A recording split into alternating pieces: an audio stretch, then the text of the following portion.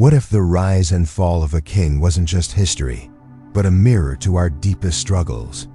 Can one young shepherd's courage change the destiny of a nation on the brink of collapse?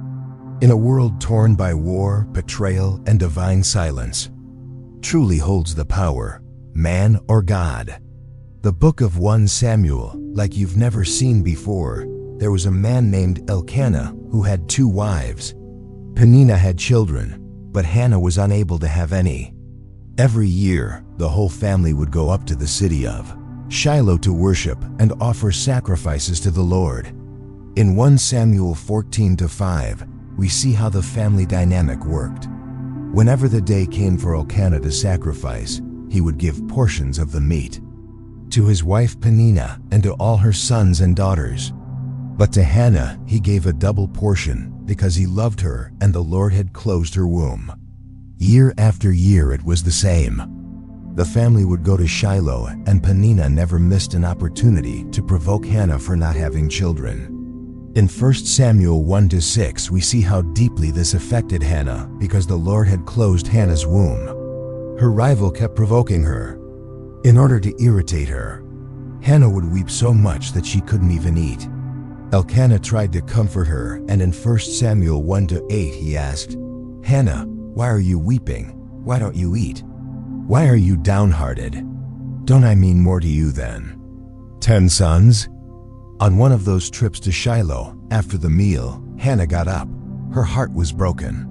She entered the tabernacle and began to pray. But this wasn't just any prayer. It was a desperate plea, a silent cry, a solemn vow. In 1 Samuel 1:11, we read her words, "Lord Almighty, if you will only look on your servant's misery and remember me, and not forget your servant, but give her a son. Then I will give him to the Lord for all the days of his life, and no razor will ever be used on his head." Hannah prayed in silence. Only her lips were moving. That's when Eli the priest saw her. In 1 Samuel 11:13-14, we see how he misunderstood what was happening. Hannah was praying in her heart, and her lips were moving, but her voice was not heard. Eli thought she was drunk and said to her, "How long are you going to stay drunk? Put away your wine." But Hannah responded with dignity. In 1 Samuel 15:16, she explains, "Not so, my lord. I am a woman who is deeply troubled. I have not been drinking wine or beer. I was pouring out my soul to the Lord. Do not take your servant for a wicked woman. I have been praying here out of my great anguish and grief." Eli then completely changed his approach. In 1 Samuel 11:17, we read his blessing. "Go in peace, and may the God of Israel grant you what you have asked of him."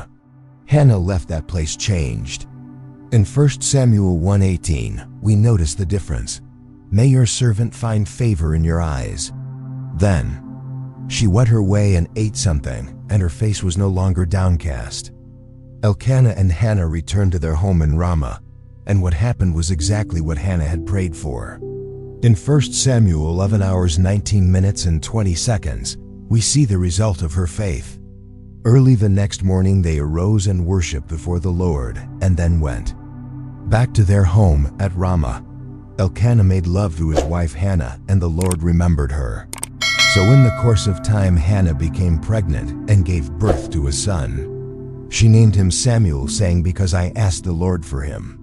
The name Samuel is directly tied to the request Hannah made. It means heard by God or asked of God. It was the perfect reminder of the miracle that had taken place. When the time came for the next annual trip to the tabernacle, Hannah chose to stay behind. In 1 Samuel 1:22, she explains to her husband, "After the boy is weaned, I will take him and present him before the Lord, and he will live there always." Elkanah agreed, as we see in 1 Samuel 1:23, "Do what seems best to you. Stay here until you have weaned him. Only may the Lord make good his word." Eventually the day came. Samuel was probably around 3 to 5 years old when he was weaned. Hannah brought him to the tabernacle in Shiloh along with a generous offering. In 1 Samuel 124-25, we see what she brought. After he was weaned, she took the boy with her, young as he was, along with a 3-year-old bull, an ephah of flour and a skin of wine, and brought him to the house of the Lord at Shiloh. When the bull had been sacrificed, they brought the boy to Eli. Once there, Hannah approached Eli and reminded him of that moment years earlier. In 1 Samuel 126-27, she says, "Pardon me, my Lord.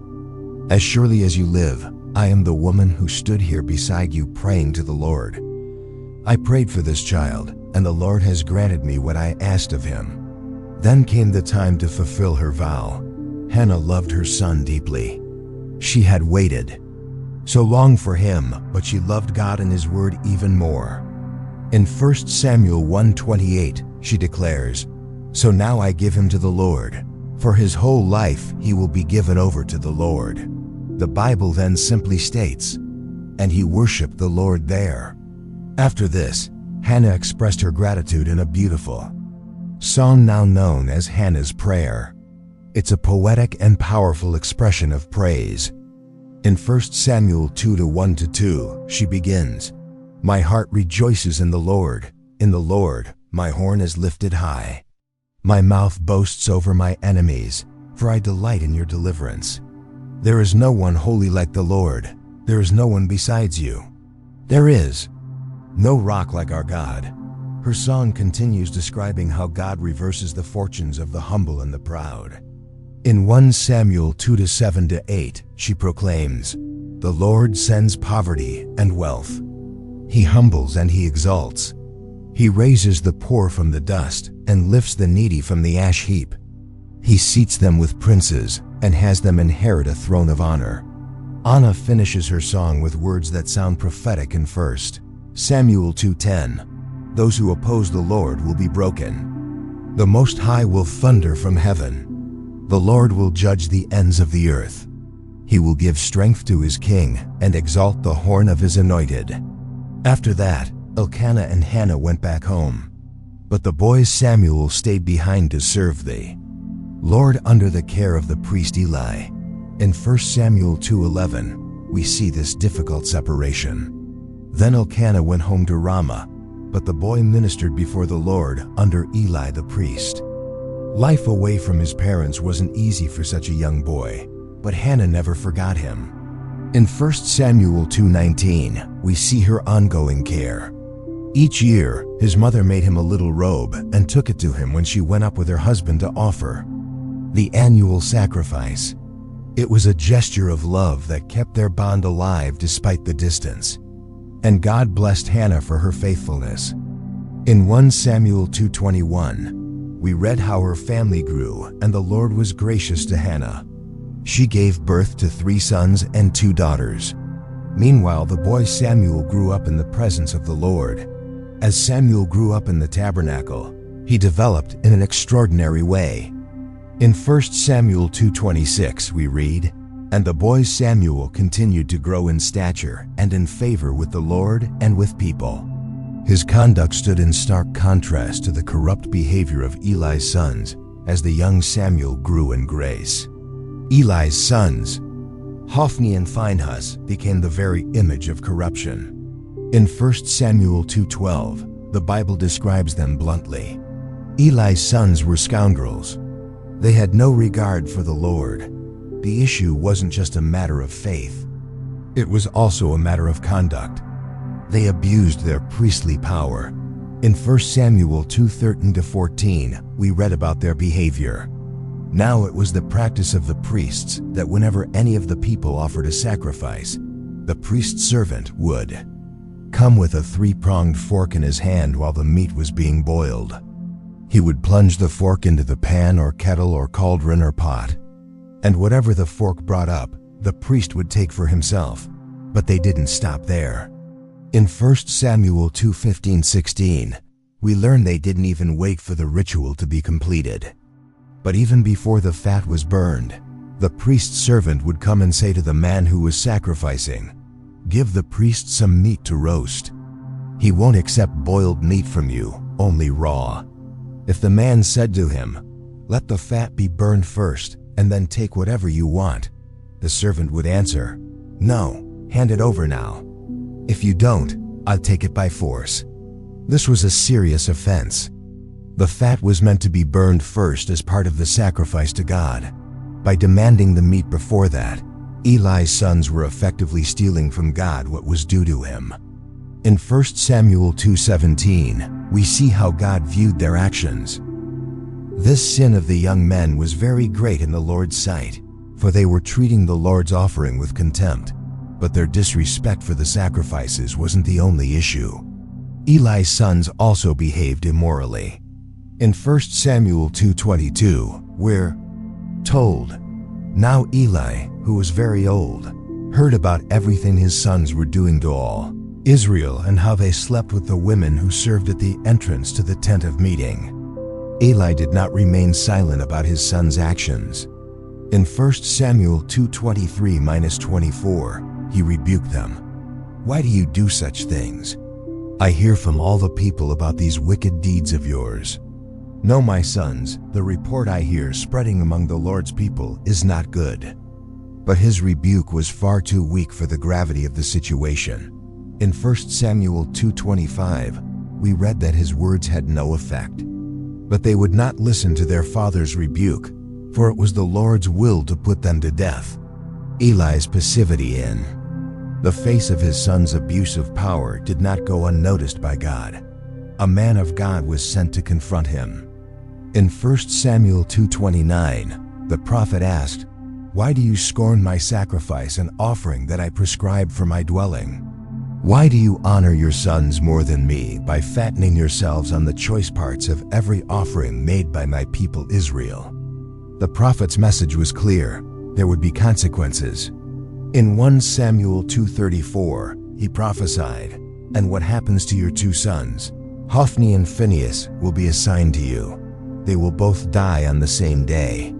While Eli's household was marked for judgment, God was preparing a new leader. In 1 Samuel 3:1, we read about the times. "The boy Samuel ministered before the Lord unto Eli. In those days, the word of the Lord was rare. There were not many visions. One night, something extraordinary happened. Samuel was lying down in the tabernacle near the ark of God." In 1 Samuel 3:34, we read, "The lamp of God had not yet gone out, and Samuel was lying down in the house of the Lord, where the ark of God was.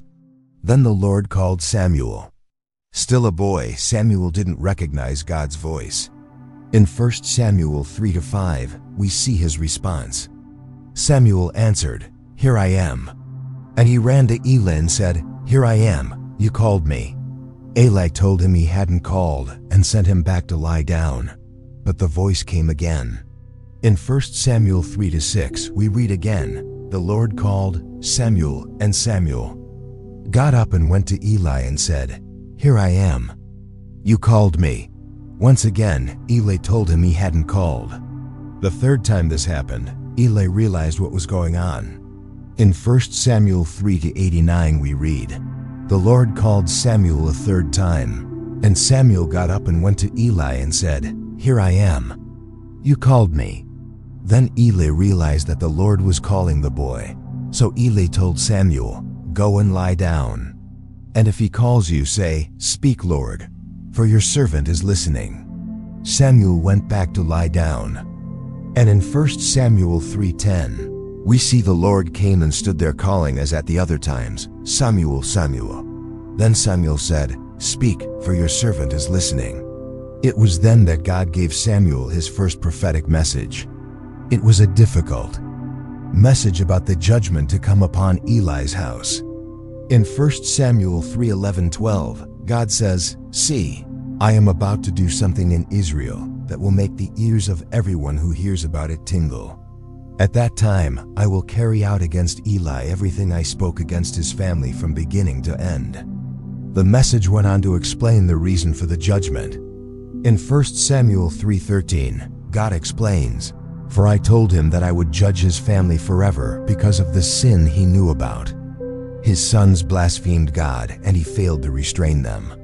The next morning, Samuel was afraid to tell Eli the vision, but in 1 Samuel 3 hours 15 minutes and 16 seconds, we see that Eli insisted.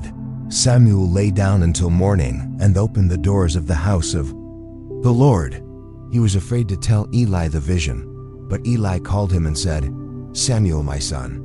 Samuel answered, "Here I am." Eli then asked Samuel to tell him everything, withholding nothing. In 1 Samuel 3:17-18 we read, "What was it he said to you?" Eli asked, "Do not hide it from me. May God deal with you, be it ever so severely, if you hide from me anything he told you." So Samuel told him everything, hiding nothing from him. Then Eli said, "He is the Lord. Let him do what is good in his eyes." This marked the beginning of Samuel's prophetic ministry. In 1 Samuel 3:19-20, we see how he grew into his calling. The Lord was with Samuel as he grew up, and he let none of Samuel's words fall to the ground. And all Israel from Dan to Beba recognized that Samuel was attested as a prophet of the Lord. Time passed, and the word of the Lord continued to come to Samuel.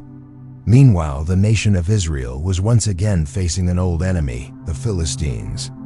In 1 Samuel 4:12, we see the beginning of the conflict. And Samuel's word came to all Israel. Now the Israelites went out to fight against the Philistines. The Israelites camped at Ebenezer and the Philistines at Och. The Philistines deployed their forces to meet Israel. And as the battle spread, Israel was defeated by the Philistines, who killed about 4,000 of them on the battlefield. After this initial defeat, Israel's elders came up with an idea that seemed wise at the time.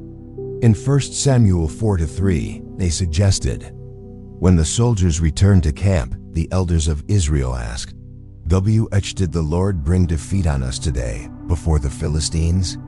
Let us bring the ark of the Lord's covenant from Shiloh, so that he may go with us and save us from the hand of our enemies. It was a hasty decision, treating the ark like a war charm instead of what it truly was, a sacred symbol of God's presence.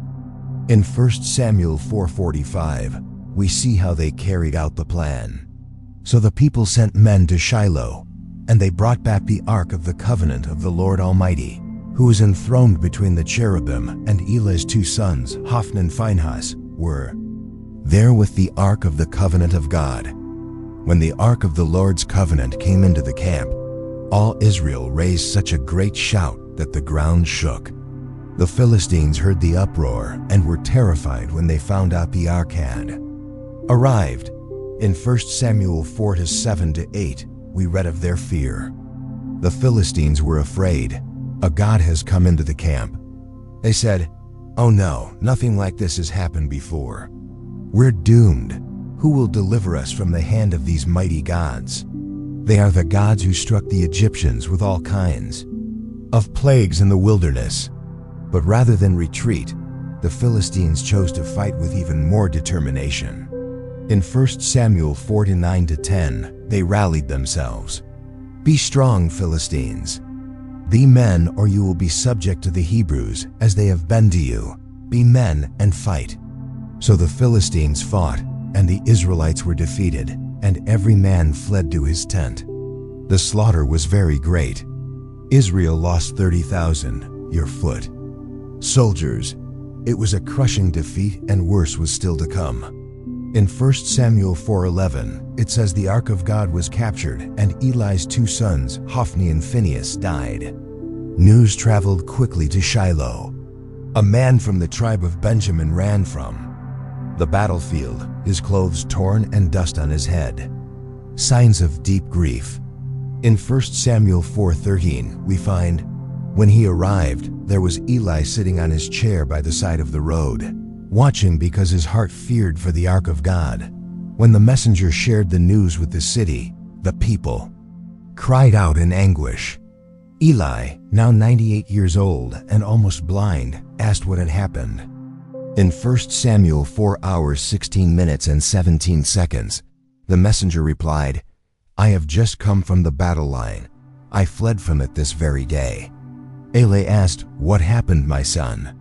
Udin, the man who brought the news, replied, "Israel fled before the Philistines, and the army has suffered heavy losses.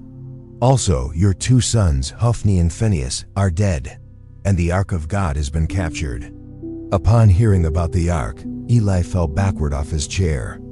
In 1 Samuel 4:18, the tragic end of the priest is described when he mentioned the ark of God. Eli fell backward off his chair by the side of the gate. His neck was broken, and he died, for he was an old man and heavy. He had led Israel 40 years. But the tragedy didn't stop there. Eli's daughter-in-law, the wife of Phinehas, was pregnant and near delivery. In 1 Samuel 4:19-20, we read, "The wife of Phinehas, who was pregnant and near the time of delivery, heard the news that the ark of God had been captured and that her father-in-law and her husband were dead. She went into labor and gave birth, but was overcome by her labor pains. With her last breath, she named the child with a name full of meaning. In 1 Samuel 4:21-22, she named the boy Ichabod, saying, 'The glory has departed from Israel because the ark of God had been captured and because of the deaths of her father-in-law and her husband.' She said, 'The glory has departed from Israel, for the ark of God has been captured.' Ichabod means no glory, a painful witness to the fact that God's presence, symbolized by the ark, had departed from Israel. While Israel mourned, the Philistines celebrated their victory. They brought the ark to Ashdod, one of their major cities, and placed it as a trophy in the temple of their god Dion. In 1 Samuel 52-3, we read, "They carried the ark of God into the temple of Dion and set it beside Dion. When the people of Ashdod rose early the next day, there was Dion fallen on his face on the ground before the ark of the Lord. They took Dion and put him back in his place." But it wasn't just a fluke. The next day, something even more dramatic happened in 1 Samuel 5-4.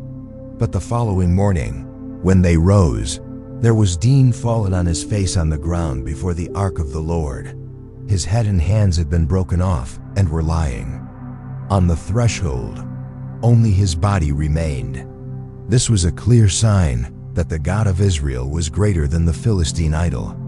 But divine judgment didn't stop at the statue. In 1 Samuel 5-6, the Lord's hand was heavy on the people of Ashdod and its vicinity. He brought devastation on them and afflicted them with tumors. The people of Ashdod quickly realized the connection between their suffering and the ark in 1 Samuel 5-7-8. When the people of Ashdod saw what was happening, they said, "The ark of the God of Israel must not stay here with us because his hand is heavy on us and on Dion our God." So they called together all the rulers of the Philistines and asked them, "What shall we do with the ark of the God of Israel?" They answered, "Have the ark of the God of Israel moved to Gath?" So they moved the ark of the God of Israel. But the problem only followed them in 1 Samuel 5-9. But after they had moved it, the Lord's hand was against that city, throwing it into a great panic. He afflicted the people of the city, both young and old, with an outbreak of tumors. So they sent the ark to Ekron, another Philistine city. But even their terror spread. In 1 Samuel 5:11-12. We see their reaction. So they called together all the rulers of the Philistines and said, "Send the ark of the God of Israel away. Let it go back to its own place so it won't kill us and our people." For death had filled the city with panic. God's hand was very heavy on it. Those who did not die were afflicted with tumors, and the outcry of the city went up to heaven. After 7 months of suffering, the Philistines decided it was time to send the ark back. In 1 Samuel 6:2-3, they sought advice. The Philistines called for the priests and the divers and said, "What shall we do with the ark of the Lord? Tell us how we should send it back to its place." They answered, "If you return the ark of the God of Israel, do not send it back to him without a guilt offering. By all means, send a guilt offering to him. Then you will be healed, and you will know why his hand has not been lifted from you." The Philistines then asked what kind of guilt offering they should send. In 1 Samuel 6:45, the answer is given. The Philistines asked, "What guilt offering should we send to him?" And they replied, 5 gold tumors and 5 gold rats, according to the number of the Philistine rulers, because the same plague has struck both you and your rulers. Make models of the tumors and of the rats that are destroying the land, and give glory to the God of Israel. Perhaps he will lift his hand from you and your gods and your land. This was an acknowledgement that the God of Israel was behind the plagues they had endured. They also decided to return the ark in a very specific way.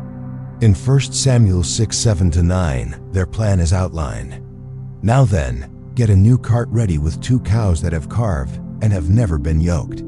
Hitch the cows to the cart, but take their calves away and pen them up. Take the ark of the Lord and put it on the cart, and in a chest beside it, put the gold objects you are sending back to him as a guilt offering. Send it on its way, but keep watching it.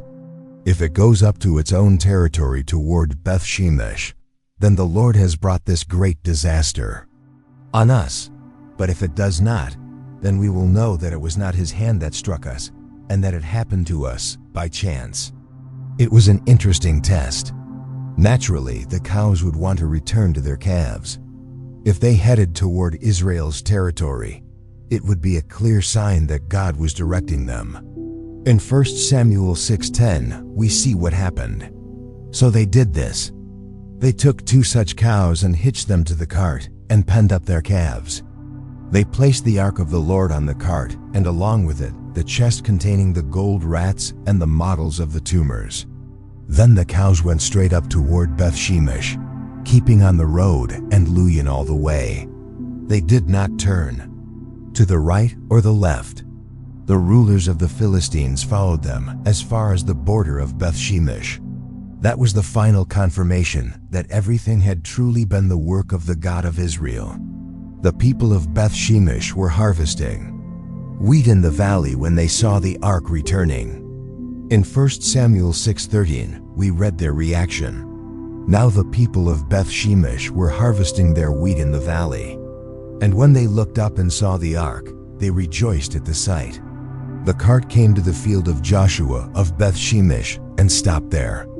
In 1 Samuel 6:14-15, we see what happened next. The cart came to the field of Joshua of Beth Shemesh, and there it stopped beside a large rock. The people chopped up the wood of the cart and sacrificed the cows as a burnt offering to the Lord. The Levites took down the ark of the Lord, together with the chest containing the gold objects, and placed them on the large rock. It was a moment of great joy. The ark had returned to Israel, but something terrible was about to happen. Driven by curiosity, some men decided to look inside the ark. In 1 Samuel 6:19, we read the consequences.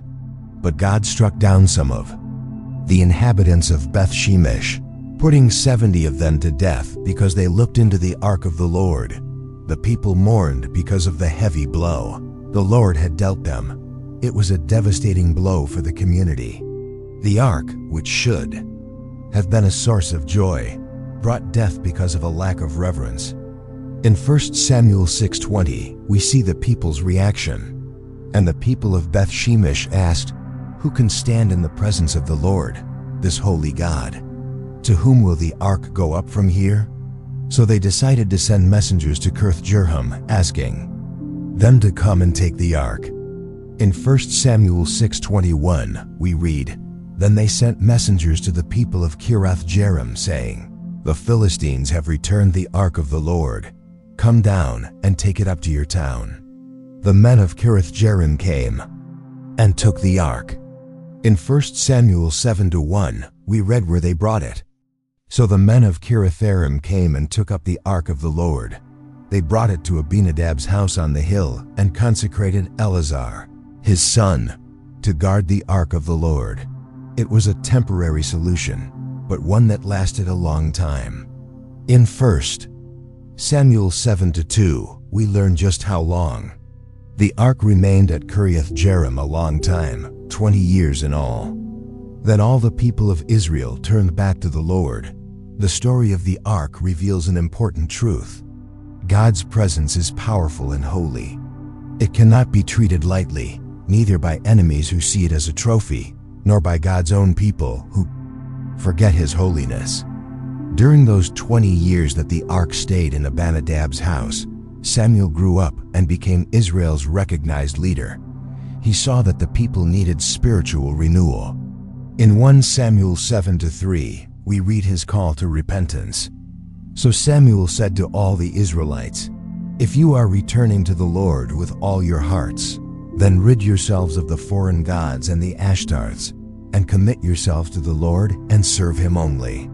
And He will deliver you out of the hand of the Philistines." The people responded positively.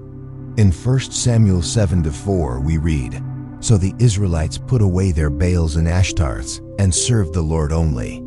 Samuel then organized a large national assembly to confess sins and renew their covenant with God.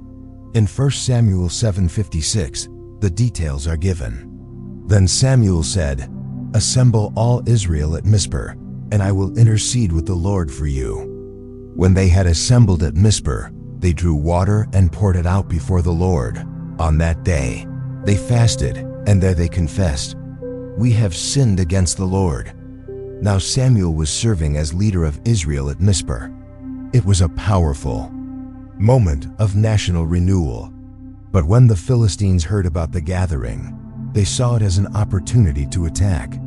In 1 Samuel 7-7, we read Israel's reaction. When the Philistines heard that the Israelites had assembled at Mizpeh, the rulers of the Philistines came up to attack them. When the Israelites heard of it, they were afraid of the Philistines. This time, instead of relying on an external symbol like the ark, they asked for Samuel's intercession. In 1 Samuel 7-8, they pleaded.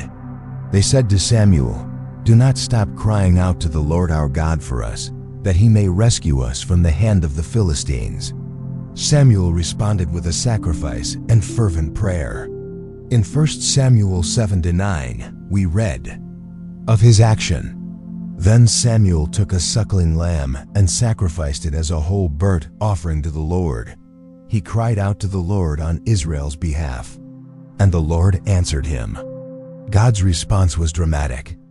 In 1 Samuel 7:10, we read, "While Samuel was sacrificing the burnt offering, the Philistines drew near to engage Israel in battle. But that day, the Lord thundered with loud thunder against the Philistines and threw them into such a panic that they were routed before the Israelites." It was a spectacular victory, completely different from their earlier defeat. In 1 Samuel 7:11, we see the outcome. The men of Israel rushed out of Mizpeh and pursued the Philistines, slaughtering them, along the way to a point below Bethur. To commemorate this significant victory, Samuel set up a memorial.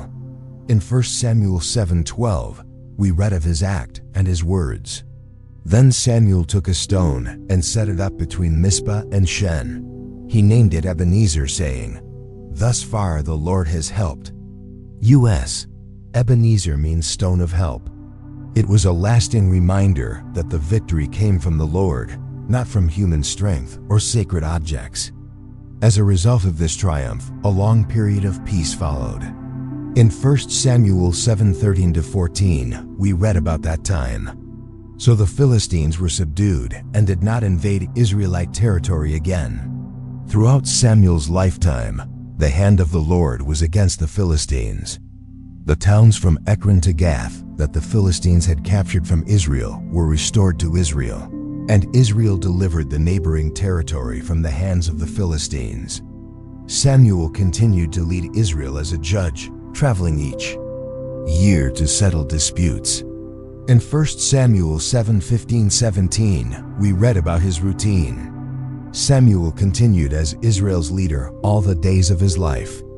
From year to year, he went on a circuit from Bethel to Gilgal to Mizpah, judging Israel in all those places. But he always went back to Ramah where his home was. And there he also held court for Israel. and he built an altar there to the Lord. Years went by, and Samuel grew old. His hair turned white, his steps slowed, and he realized he couldn't lead Israel forever. So he decided to appoint his sons as judges. In 1 Samuel 8:12, we read of this transition. When Samuel grew old, he appointed his sons as Israel's leaders. The name of his firstborn was Joel, and the name of his second was Abijah, and they served at Beersah. It seemed like a good idea. Who better to continue his work than his own sons? But something went wrong. Samuel's sons didn't follow his example. Instead, they saw their position as a way to enrich themselves. In 1 Samuel 8:3, we see what happened, but his sons did not follow his ways. They turned aside after dishonest gain and accepted bribes and perverted justice. The people quickly noticed the problem. Israel's leaders gathered and went to speak with Samuel in Ramah. In 1 Samuel 8:4-5, we read their request. So all the elders of Israel gathered together and came to Samuel at Ramah. They said to him, "You are old, and your sons do not follow your ways. Now appoint a king to lead us such as all the other nations have." It seemed like a reasonable request. After all, every other nation had a king. Why should Israel be any different? But Samuel was troubled by it. To him, it felt like the people were rejecting the system of judges that God had established.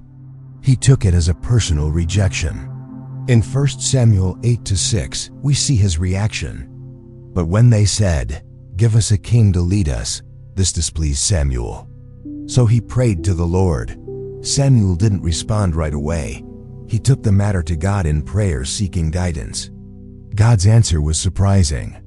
In 1 Samuel 8:7-8, the Lord said, "Listen to all that the people are saying to you.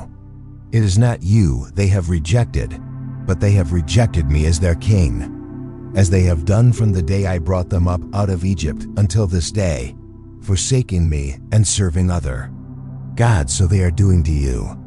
God saw this request as something deeper than just a political shift. It was a rejection of the theocracy, God's direct rule over his people.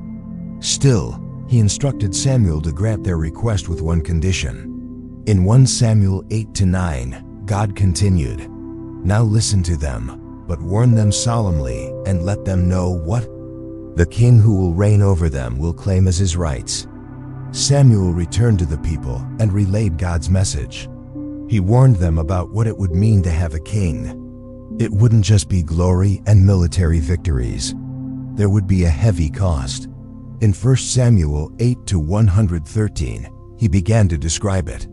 "This is what the king who will reign over you will claim as his rights. He will take your sons and make them serve with his chariots and horses, and they will run in front of his chariots. Some he will assign to be commanders of thousands and commanders of 50s, and others to plow his ground and reap his harvest, and still others to make weapons of war and equipment for his chariots.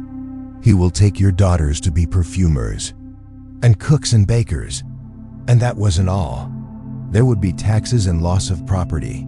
In 1 Samuel 8:14-17, Samuel continued, "He will take the best of your fields and vineyards and olive groves and give them to his attendants. He will take 1/10 of your grain and of your vintage and give it to his officials and attendants, your male and female servants, and the best of your cattle and donkeys he will take for his own use. He will take 1/10 of your flocks, and you yourselves will become his slaves." Samuel ended with a somber warning. In 1 Samuel 8:18, he cautioned, "When that day comes, you will cry out for relief from the king you have chosen, but the Lord will not answer you in that day." It was a clear warning.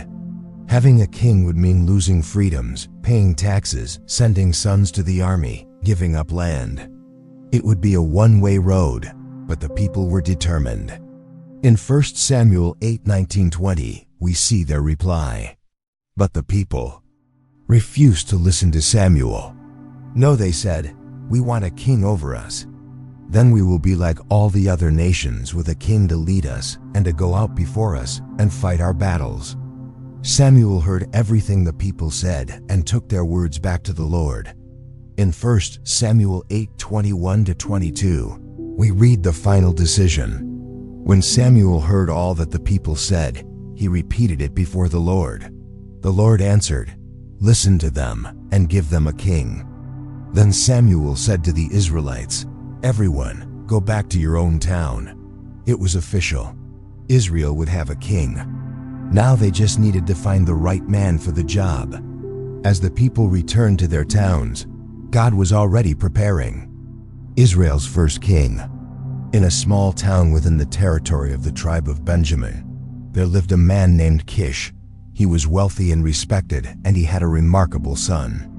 In 1 Samuel 9:1-2, we meet this young man. There was a Benjamite, a man of standing, whose name was Kish, son of Abiel, the son of Zerah, the son of Bechorath, the son of Aphiah of Benjamin. Kish had a son named Saul, as handsome a young man as could be found anywhere in Israel, and he was a head taller than anyone else. Saul was an impressive young man, tall, handsome, strong. He looked exactly like what people imagined a king should look like. But at the time, he was simply doing chores on his father's farm. One day, some of Kish's donkeys went missing. That was a serious problem since these animals were valuable. In 1 Samuel 9-3, we read, "Now the donkeys of Kish, Saul's father, were lost. And Kish said to his son Saul, 'Take one of the servants with you and go and look for the donkeys.' Saul obeyed. He and a servant set out to find the animals. They searched through hills and valleys, traveled across different regions, but found nothing. When they were far from home, the servant made a suggestion in 1 Samuel 9-6. He said, 'Look, in this town there is a man of God. He is highly respected, and everything he says comes true. Let's go there now. Perhaps he will tell us what way to take.'" He was talking about Samuel, who often traveled to different towns to judge the people. Saul liked the idea, but he had a practical concern. In 1 Samuel 9-7, he asked, "But if we go, what can we give the man? The food in our sacks is gone. We have no gift to take to the man of God. What do we have?" It was customary to bring a gift when seeking advice from a prophet, but the servant had a solution. In 1 Samuel 9-8, he replied, "Look, I have a quarter of a shekel of silver. I will give it to the man of God, so that he will tell us what way to take." It was a small amount, but enough to show respect. As they entered the town, they came across some young women who were going out to draw water. Saul asked them about the seer, as prophets were called in those days. The girls told him that Samuel had just arrived for a special ceremony on the high place, where people would gather for sacrifice and a feast. What Saul didn't know was that his search for lost donkeys was about to change his life forever. The day before, God had already spoken to Samuel.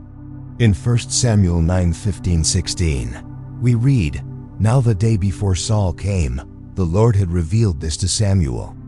'About this time tomorrow, I will send you a man from the land of Benjamin. Anoint him ruler over my people Israel. He will deliver them from the hand of the Philistines.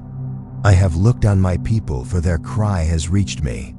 When Samuel saw Saul, he immediately knew he was the one." In 1 Samuel 9:17, when Samuel caught sight of Saul, the Lord said to him, "This is the man I spoke to you about. He will govern my people."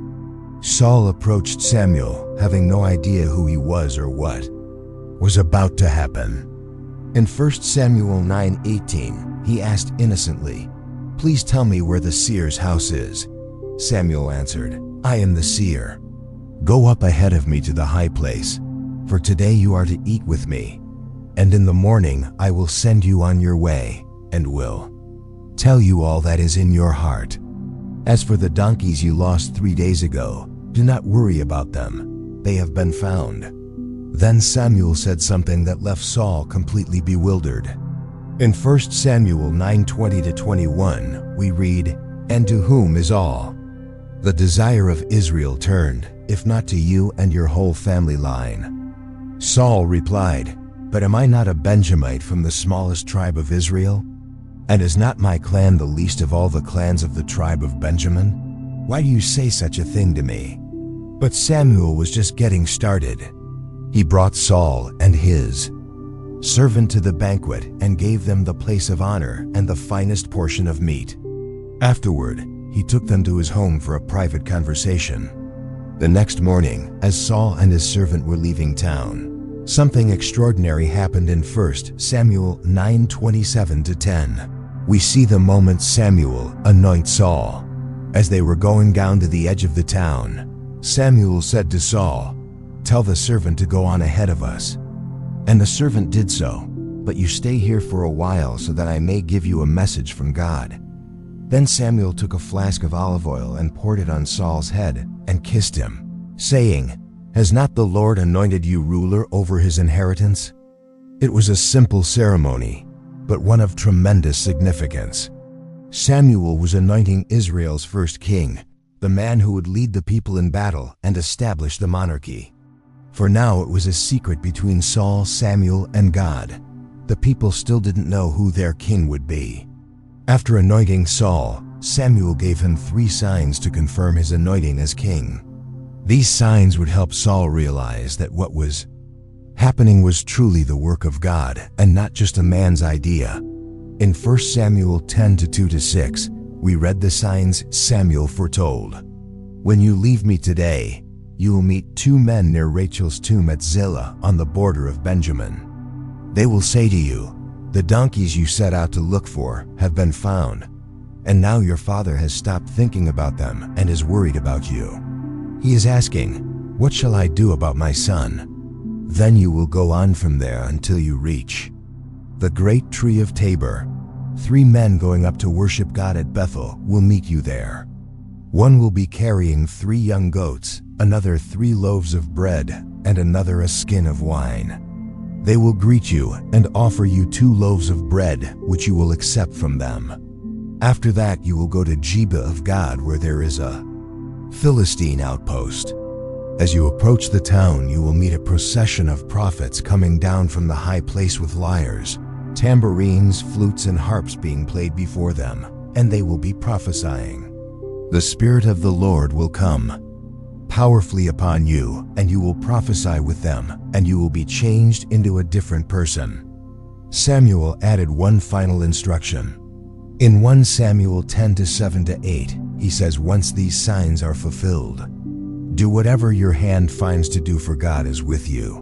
Go down ahead of me to Gilgal.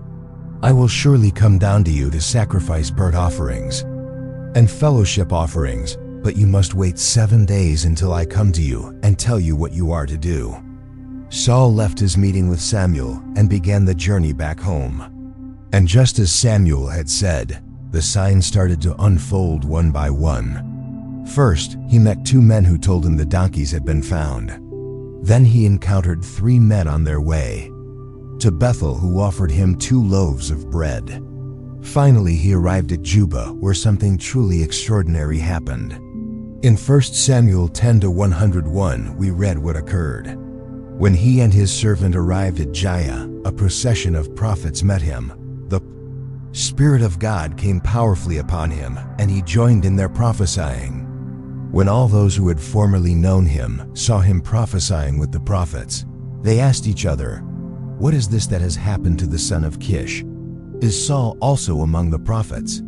It was a dramatic transformation. Saul wasn't known for being religious or spiritually inclined. He was just a young farmer concerned about some lost donkeys. Seeing him prophesy among the prophets was so unexpected that people could hardly believe it. The moment was so striking that it gave rise to a popular saying. In 1 Samuel 10:12, we read, "A man who lived there answered, 'And who is their father?' So it became a saying, 'Is Saul also among the prophets?'" After this extraordinary event, Saul returned home. There his uncle asked where he had been. In 1 Samuel 10 hours 14 minutes and 16 seconds, we see their exchange. Saul's uncle asked him and his servant, "Where? Have you been looking for the donkeys?" He said, "But when we saw they were not to be found, we went to Samuel." Saul's uncle said, "Tell me what Samuel said to you." Saul replied, "He assured us that the donkeys had been found." But he did not tell his uncle what Samuel had said about the kingship. Saul kept the most important part of his encounter with Samuel to himself. He didn't even tell his own uncle that he had been anointed as the king of Israel. It was a secret he kept until the right time. Now it was time to make public what had been private. Samuel called the people together for an assembly at Mizpah. In 1 Samuel 10:17-19, we read how he began his speech. Samuel summoned the people of Israel to the Lord at Mizpah and said to them, "This is what the Lord, the God of Israel, says. I brought Israel up out of Egypt, and I delivered you from the power of Egypt and all the kingdoms that oppressed you. But you have now rejected your God who saves you out of all your disasters and calamities, and you have said, 'No, appoint a king over us.' So now present yourselves before the Lord by your tribes and clans." Samuel made it clear that in his view their request for a king was a rejection of God as Israel's true leader. Even so, he was ready to give them what they had asked for. It was time to reveal who the king would be. The method chosen was casting lots by tribe, allowing God to indicate his choice. In 1 Samuel 10:20-21 we read, "When Samuel had all Israel come forward by tribes, the tribe of Benjamin was taken by lot. Then he brought forward the tribe of Benjamin clan by clan, and Matra's clan was taken. Finally Saul, son of Kish, was taken. But when they looked for him, he was not to be found." It was an odd moment. The king had been chosen, but no one could find him. People began to wonder where he was. So they sought the Lord again. In 1 Samuel 10:22, we read, "So they inquired further of the Lord, 'Has the man come here yet?' And the Lord said, 'Yes, he has hidden himself among the supplies.'" This response revealed Saul's initial insecurity. The tall, strong young man who looked like the perfect king was hiding among the baggage. Whether it was humility or fear of responsibility, he had to be brought out to face his new role. In 1 Samuel 10:23-24, we read what happened when he finally appeared.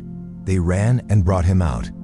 And as he stood among the people, he was a head taller than any of the others. Samuel said to all the people, "Do you see the man the Lord has chosen?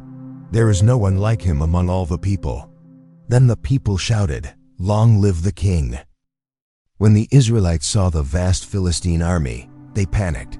In 1 Samuel 13-67, we see their reaction. When the Israelites saw that their situation was critical and that their army was hard-pressed, they hid in caves and thickets among the rocks and in pits and cisterns. Some Hebrews even crossed the Jordan to the land of Gad and Gilead. The mass desertion put Saul in a difficult position. Samuel had arranged to meet him at Gilgal, where he would offer sacrifices before the battle. In 1 Samuel 13-8 we read, "He waited 7 days, the time set by Samuel. But Samuel did not come to Gilgal, and Saul's men began to scatter." Saul was desperate. His troops were deserting. The enemy was ready to strike, and the prophet hadn't arrived. So he made a rash decision. In 1 Samuel 13-9-10, we read what he did. So he said, "Bring me the burnt offering and the fellowship offerings." And Saul offered up the burnt offering. Just as he finished making the offering, Samuel arrived, and Saul went out to greet him. This was a serious mistake. Only priests were authorized to offer sacrifices. As king, Saul had overstepped his bounds. When Samuel asked what he had done, Saul tried to justify himself. In 1 Samuel 13:11-12, he explains, "When I saw that the men were scattering, and that you did not come at the set time, and that the Philistines were assembling at Michmash, I thought, Now the Philistines will come down against me at Gilgal, and I have not sought the Lord's favor. So I felt compelled to offer the burnt offering. But Samuel did not accept his excuses. In verse 2 Samuel 13:13-14, we see his stern response. "You have done a foolish thing," Samuel said. "You have not kept the command the Lord your God gave you. If you had, he would have established your kingdom over Israel for all time. But now your kingdom will not endure.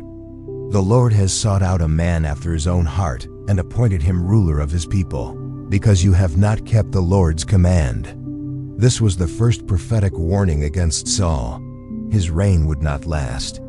God had already chosen another, a man after his own heart, to replace him. Samuel left, and Saul counted his remaining men, only 600. Despite this disastrous beginning, the battle ended well for Israel. Jonathan and his armor-bearer launched a surprise attack on the Philistine camp, throwing them into panic. God sent an earthquake, adding to the confusion, and the Philistines began fighting each other. Saul and his troops pursued them and won, an unexpected victory. But Saul's mistake at Gilgal had revealed a flaw in his character, a tendency to act impulsively and not wait for divine direction. It was a flaw that would resurface with even more serious consequences. Years passed and Saul consolidated his reign, winning battles against many of Israel's enemies. Then one day, Samuel came to him with a specific mission from God. In 1 Samuel 15:13, we read the divine command. Samuel said to Saul, "I am the one the Lord sent to anoint you king over his people Israel." So listen now to the message from the Lord. This is what the Lord Almighty says. "I will punish the Amalekites for what they did to Israel, when they waylaid them as they came up from Egypt. Now go attack the Amalekites and totally destroy all that belongs to them. Do not spare them. Put to death men and women, children and infants, cattle and sheep, camels and donkeys." It was a severe command, an example of Hiram, the complete destruction devoted to God. The Amalekites had attacked the Israelites during their exodus from Egypt when they were weak and weary. God had promised that one day he would avenge that cruelty, and that day had now come. Saul gathered his army and attacked the Amalekites. In 1 Samuel 15-79, we see the outcome of the battle. Then Saul attacked the Amalekites all the way from Havilah to Shur, near the eastern border of Egypt. He took Og, king of the Amalekites, alive, and all his people he totally destroyed with the sword. But Saul and the army spared Agag and the best of the sheep and cattle, the fat calves and lambs, everything that was good. These they were unwilling to destroy completely, but everything that was despised and weak they totally destroyed. Once again Saul had disobeyed. Instead of destroying everything as God had commanded, he preserved the enemy king and kept the best animals. It was partial obedience driven by self-interest. Saul wanted the prestige of parading a defeated king as a captive and the wealth of the finest animals for himself and his army. God saw this disobedience and spoke to Samuel. In 1 Samuel 15:10-11, we read, "Then the word of the Lord came to Samuel, I regret that I have made Saul king, because he has turned away from me and has not carried out my instructions." Samuel was angry and he cried out to the Lord all that night. The next morning, Samuel went to meet Saul, who had just finished setting up a monument in his own honor. When Samuel arrived, Saul greeted him cheerfully. "The Lord bless you. I have carried out the Lord's instructions."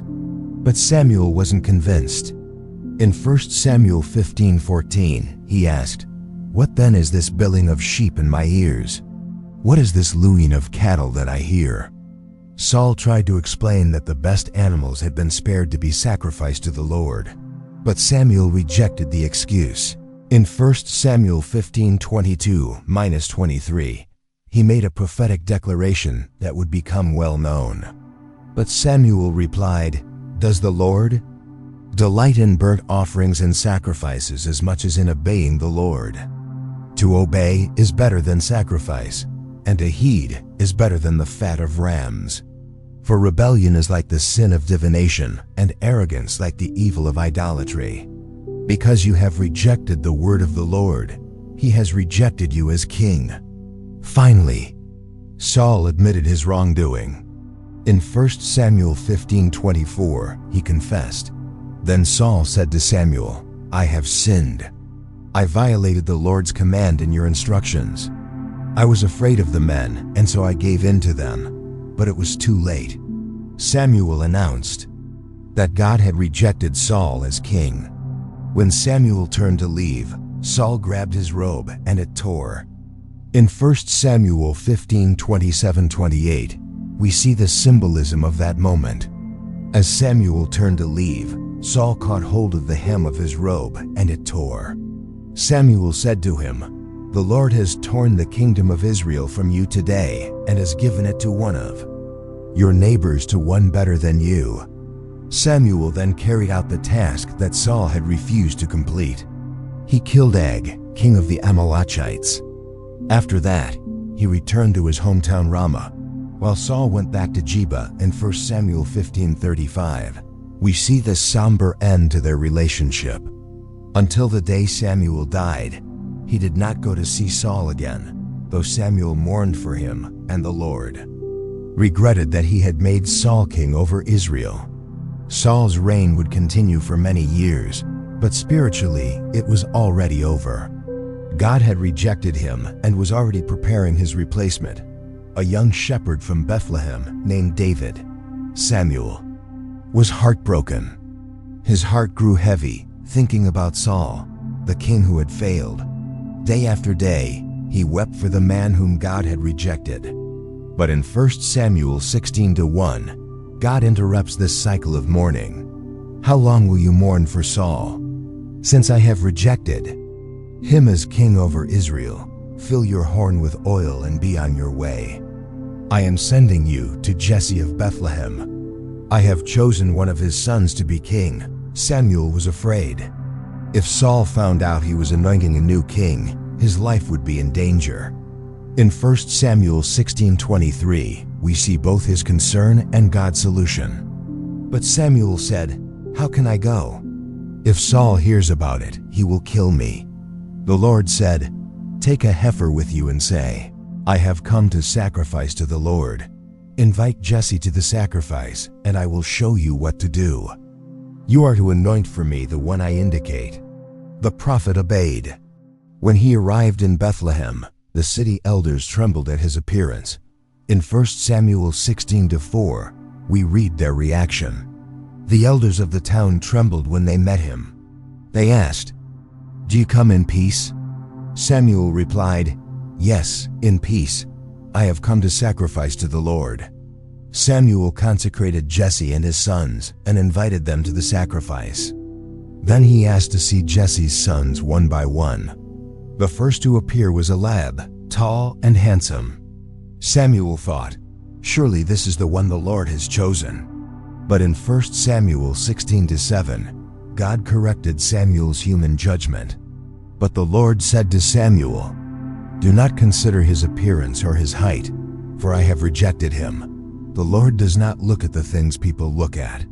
People look at the outward appearance, but the Lord looks at the heart."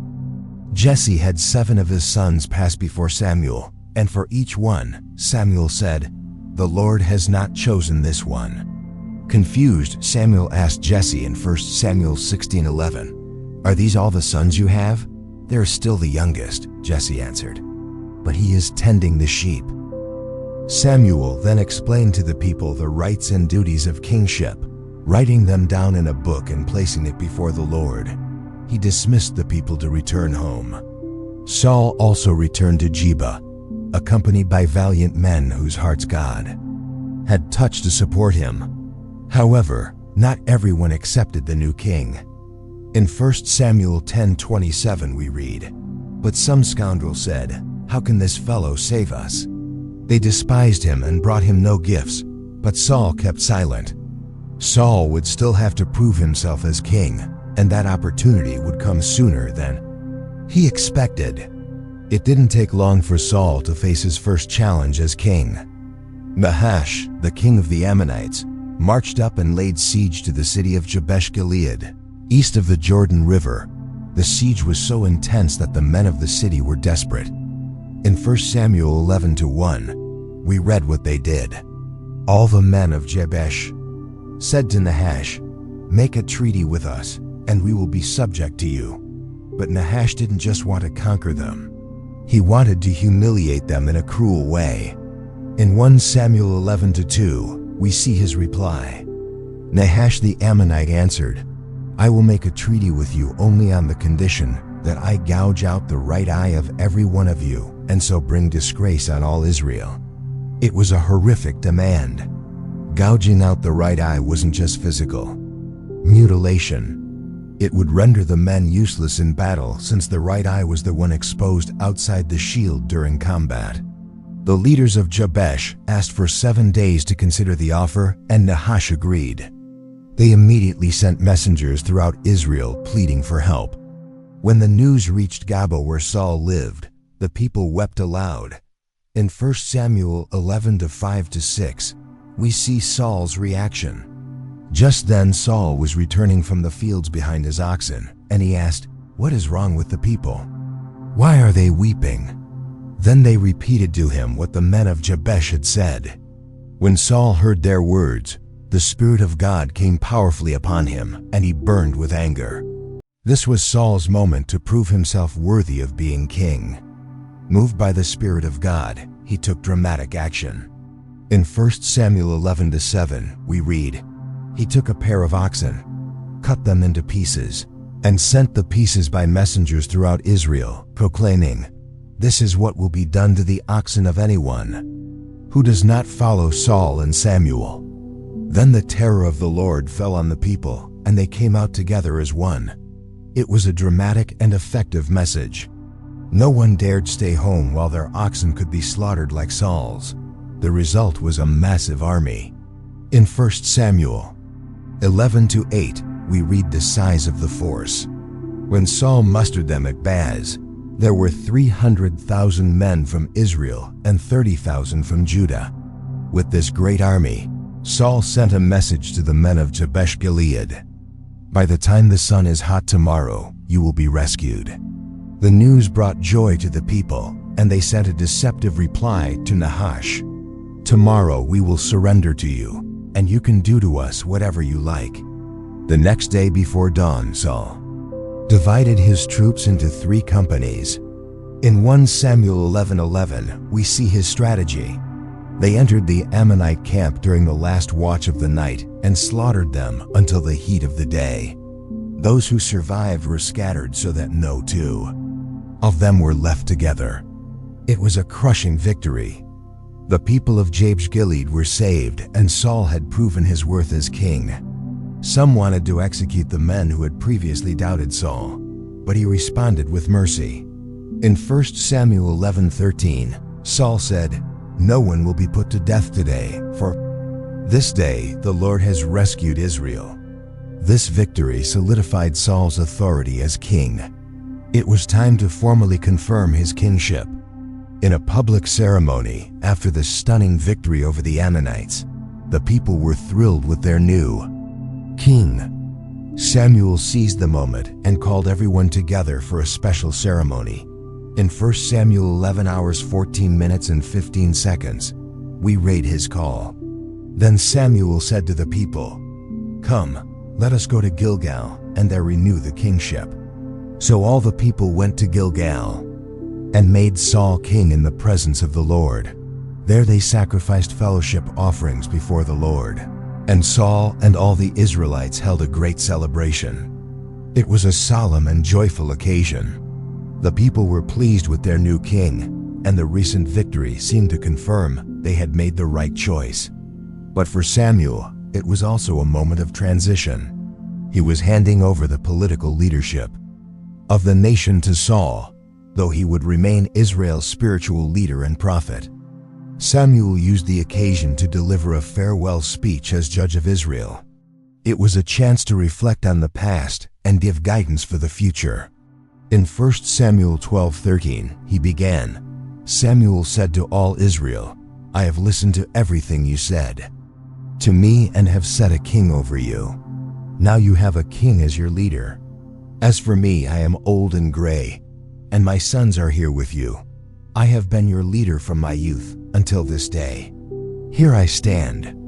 Testify against me in the presence of the Lord and his anointed. Whose ox have I taken? Whose donkey have I taken? Whom have I cheated? Whom have I oppressed? From whose hand have I accepted a bribe to shut my eyes? If I have done any of these things, I will make it right. The people acknowledged Samuel's integrity. Despite the failures of his sons, he himself had been an honest and just leader. Samuel then reminded them of how God had rescued them from Egypt and cared for them throughout the years. He mentioned the judges God had raised up to deliver them from enemies whenever they repented of their sins.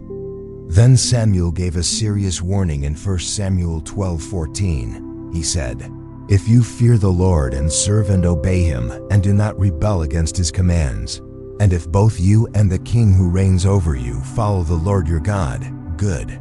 But if you do not obey the Lord, and if you rebel against his commands, his hand will be against you as it was against your ancestors. To emphasize his message, Samuel asked God for a sign. In 1 Samuel 12:16-18, we see what happened. Now then, stand still and see this great thing the Lord is about to do before your eyes. Is it not wheat harvest? Now I will call on the Lord to send thunder and rain, and you will realize what an evil thing you did in the eyes of the Lord when you asked for a king. Then Samuel called on the Lord, and that same day the Lord sent thunder and rain. So all the people stood in awe of the Lord and of Samuel. It was a powerful sign. Rain during the wheat harvest was rare and could damage the crops. Thunder symbolized God's power. It was a reminder that even though they now had a human king, Israel's true king was still God. The people were frightened and asked Samuel to go pray for them. Samuel reassured them, but he emphasized the importance of serving God with all their hearts. In 1 Samuel 12:24-25, he concludes, Only fear the Lord and serve him faithfully with all your heart. Consider what great things he has done for you. Yet if you persist in doing evil, both you and your king will be swept away. With that, a new model of leadership began in Israel. The king, the prophet, and the people, all under the divine covenant. Saul was the king responsible for political and military leadership. Samuel was the prophet representing the voice of God, and the people were responsible for obeying God and following their leaders as long as those leaders followed the Lord.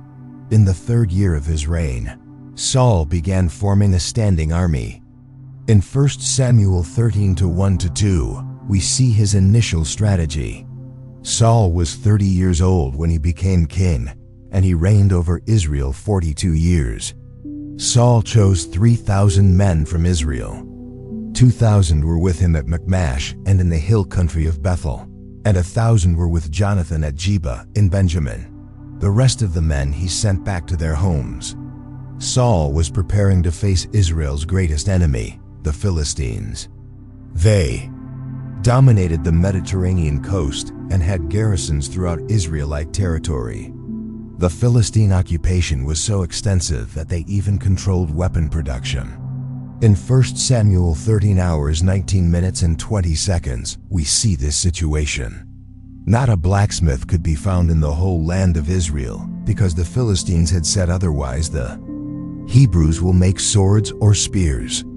So all Israel went down to the Philistines to have their plow points, mattocks, axes, and sickles sharpened. In a bold move, Jonathan, Saul's son, attacked the Philistine garrison at Gebir. In verse 13-4, we see how that escalated things. Jonathan attacked the Philistine outpost at Gibeah, and the Philistines heard about it. Then Saul had the trumpet blown throughout the land and said, Let the Hebrews hear. So all Israel heard the news. Saul has attacked the Philistine outpost, and now Israel has become obnoxious to the Philistines. and the people were summoned to join Saul at Gilgal. The Philistines responded swiftly and with overwhelming force. In 1 Samuel 13-5, we read, "The scale of their army. The Philistines assembled to fight Israel with 3,000 chariots, 6,000 charioteers, and soldiers as numerous as the sand on the seashore. They went up and camped at Michmash, east of Bethaven. Send for him," Samuel said. "We will not sit down until he arrives." So they sent for the boy who had been forgotten in the fields. In 1 Samuel 16:12-13, we witness his arrival. So Jesse sent for him and had him brought in. He was glowing with health and had a fine appearance and handsome features. Then the Lord said, "Rise and anoint him, this is the one." So Samuel took the horn of oil and anointed him in the presence of his brothers. And from that day on, the Spirit of the Lord came powerfully upon David. It was a simple ceremony. Number, drums or trumpets. Just an old prophet pouring oil on the head of a young shepherd. But in that moment, the fate of an empire was sealed. The shepherd of sheep would become the shepherd of a nation, though the path to the throne would be long and full of danger. While God was preparing David to become king, something was happening. To Saul, the man who had once been touched by the Spirit of God was now tormented by another kind of spirit. In 1 Samuel 16:14, we see this sad change. Now the Spirit of the Lord had departed from Saul, and an evil spirit from the Lord tormented him. Saul's servants noticed the problem. Their king was suffering, swinging between deep melancholy and sudden outbursts of rage. They suggested a solution in 1 Samuel 16:15-16. Saul's attendant said to him, "See, an evil spirit from God is tormenting you. Let our Lord command his servants here to search for someone who can play the harp. He will play when the evil spirit from God comes on you, and you will feel better." Saul agreed. And one of his servants mentioned a young man he knew. In 1 Samuel 16-18, we see the first description of David at court. One of the servants answered, "I have seen a son of Jesse of Bethlehem who knows how to play the harp. He is a brave man and a warrior. He speaks well and is a fine-looking man, and the Lord is with him." Saul then sent messengers to Jesse, asking him to send his son in first. Samuel 16:19-20. So Saul sent messengers to Jesse and said, "Send me your son David, who is with the sheep." So Jesse took a donkey loaded with bread, a skin of wine, and a young goat, and sent them with his son David to Saul. David arrived and began serving in the royal court. Whenever the evil spirit came upon Saul, the young man would play his harp, and the king would find relief. In 1 Samuel 23, we see the power of music. Whenever the Spirit from God came on Saul, David would take up his harp and play. Then relief would come to Saul. He would feel better and the evil spirit would leave him. This marked the beginning of a strange period in David's life. He was the Lord's anointed, the future king of Israel. Yet, he served the very man who sat on the throne that would one day be his. He lived a double life, sometimes returning to Bethlehem to tend his father's sheep, and other times playing music at court to calm a tormented king. David told no one about his anointing. He would wait for God's timing. The war with the Philistines was still raging.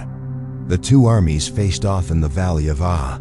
In 1 Samuel 17:3-4, we get the scene.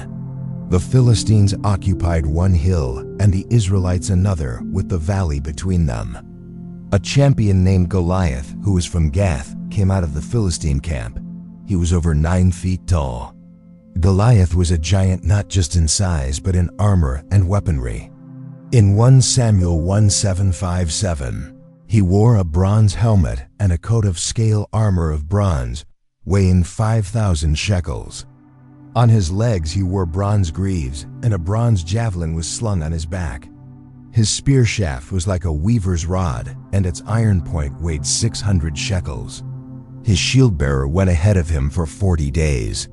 Every morning and evening Goliath taunted the army of Israel. In 1 Samuel 17:8-10, we hear his challenge. Goliath stood and shouted to the ranks of Israel, "Why do you come out and line up for battle? Am I not a Philistine? And are you not the servants of Saul? Choose a man and have him come down to me. If he is able to fight and kill me, we will become your subjects. But if I overcome him and kill him, you will become our subjects and serve us." Then the Philistine said, "This day I defy the armies of Israel. Give me a man and let us fight each other." When Saul and all the Israelites heard this, they were terrified. No one dared to face the giant. Meanwhile, far away, David was still tending his father's sheep. His 3 oldest brothers had joined Saul's army. One day, Jesse called David. In 1 Samuel 17:17-18, we see his request. Jesse said to his son David, "Take this ephah of roasted grain and these 10 loaves of bread for your brothers and hurry to their camp. Take along these 10 cheeses to the commander of their unit. See how your brothers are and bring back some assurance from them." David rose early the next morning and left the sheep with another shepherd. He reached the camp just as the army was going out to their battle positions, shouting the war cry. In 1 Samuel 17:22-23, David left his things with the keeper of supplies, ran to the battle lines, and asked his brothers how they were.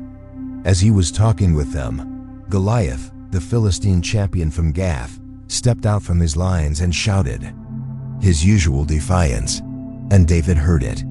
When the Israelites saw Goliath, they fled in fear. David asked what would be given to the man who defeated the Philistine and removed this disgrace from Israel. The soldiers explained that the king had promised great wealth, his daughter in marriage, and tax exemption for the winner's family. David's oldest brother, Eliab, overheard the conversation and became angry. In 1 Samuel 17:28, he rebuked David. "Why have you come down here? And with whom did you leave those few sheep in the wilderness? I know how conceited you are and how wicked your heart is. You came down only to watch the battle." But David wasn't intimidated. He kept asking about the reward until word reached Saul, who sent for him. In 1 Samuel 17:32, David shows his courage. David said to Saul, "Let no one lose heart on account of this Philistine. Your servant will go and fight him." Saul tried to talk him out of it. "You are not able to go out against this Philistine and fight him. You are only a young man, and he has been a warrior from his youth." But David told the king how he had defended his father's flock from lions and bears. In 1 Samuel 17:36-37, he declares his faith. "Your servant has killed both the lion and the bear. This uncircumcised Philistine will be like one of them because he has defied the armies of the living God. The Lord, who rescued me from the paw of the lion and the paw of the bear, will rescue me from the hand of this Philistine." Convinced, Saul said, "Go, and the Lord be with you." Saul offered David his own armor.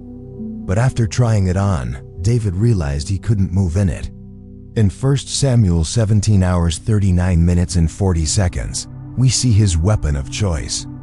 David said, "I cannot go in these because I am not used to them." So he took them off. Then he took his staff in his hand, chose 5 smooth stones from the stream, put them in the pouch of his shepherd's bag, and with his sling in his hand, approached the Philistine. And so David stepped forward to face the giant, armed with nothing but a staff, a sling, and 5 smooth stones. The contrast couldn't have been more striking. On one side stood Goliath, nearly 3 meters tall, clad in armor, wielding heavy weapons, and with a shield bearer before him. On the other side, a young shepherd in simple clothes, carrying a staff, a sling, and 5 stones in a pouch. David, the youngest and smallest of Jesse's 8 sons, facing off against the Philistines' champion. When Goliath saw David approaching, he was outraged. In 1 Samuel 17 hours 42 minutes and 44 seconds, we read of his contempt. When the Philistine looked and saw David, he despised him because he was just a boy, ruddy and handsome, and he said, "Am I a dog that you come at me with sticks?" And the Philistine cursed David by his gods. "Come here," he said, "and I'll give your flesh to the birds and the wild animals." But David wasn't intimidated. His response made it clear that this wasn't just a duel between two men. It was a clash of worldviews, a battle between two kinds of faith. In 1 Samuel 17:45-47, David boldly declared, "You come against me with sword and spear and javelin, but I come against you in the name of the Lord of hosts, the God of the armies of Israel, whom you have defied. This day the Lord will deliver you into my hands, and I'll strike you down and cut off your head. Today I will give the carcasses of the Philistine army to the birds and the wild animals, and the whole world will know that there is a God in Israel. And all those gathered here will know that it is not by sword or spear that the Lord saves. For the battle is the Lord's, and he will give all of you into our hands." As Goliath moved into attack, David ran quickly toward the battle line to meet him. In 1 Samuel 17:48-49, we see the decisive action. As the Philistine came closer to attack him, David ran quickly toward the battle line to meet him. "Look, my father doesn't do anything great or small without telling me. Why would he hide this from me? It's not true." David explained that Saul knew about their friendship and was keeping his plans from Jonathan for that reason. So the two friends devised a plan to uncover Saul's true intentions.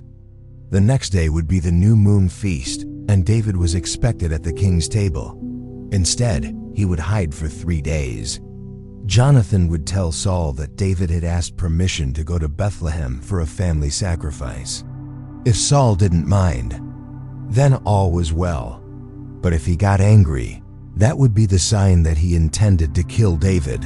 Jonathan and David renewed their covenant of friendship.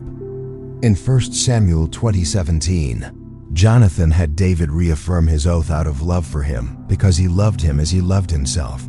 They arranged a secret code using arrows. Jonathan would shoot 3 arrows as if practicing. If he told the servant that the arrows were beyond him, David would know he had to flee. But if he said they were closer, it would be safe to return.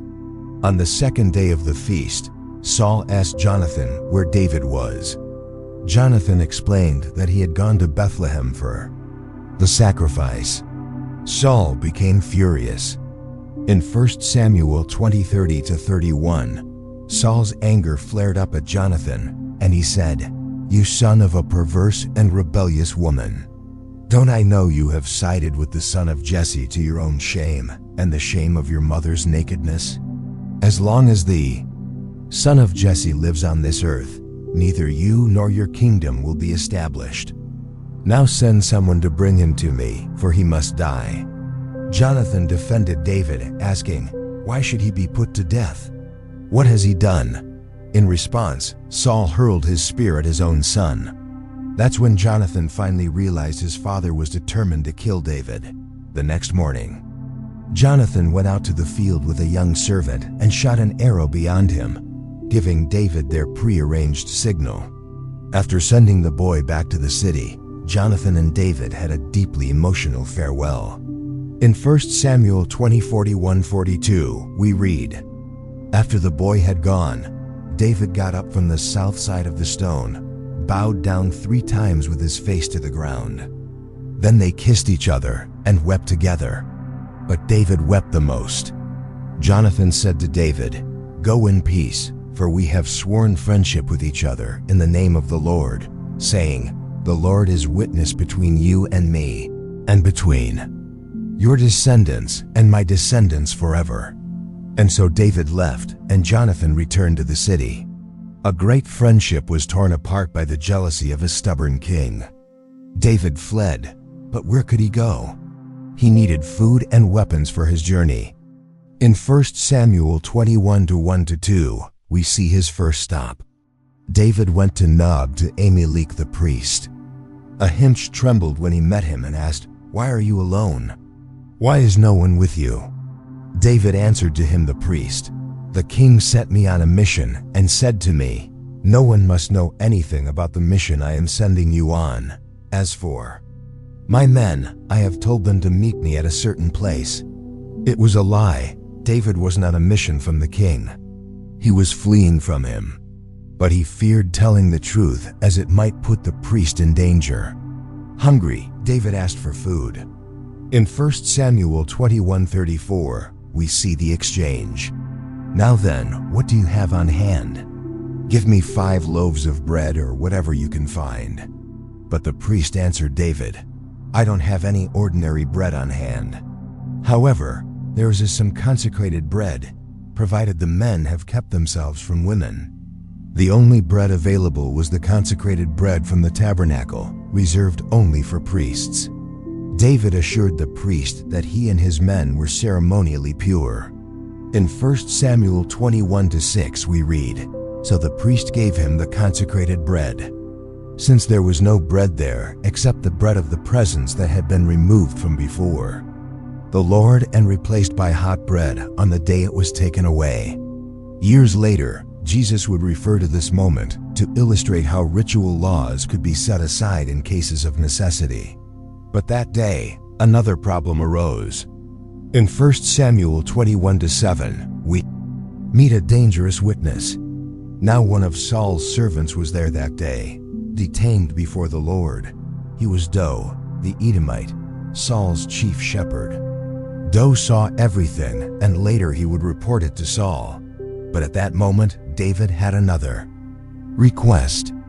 In 1 Samuel 21:8-9 we read, David asked Ahimaaz, "Don't you have a spear or sword here?" "I didn't bring my sword or any other weapon because the king's mission was urgent." The priest replied, "The sword of Goliath the Philistine whom you killed in the valley of El. It is wrapped in a cloth behind the ephod. If you want it, take it." "There is no sword here but that one," David said. "There is none like it.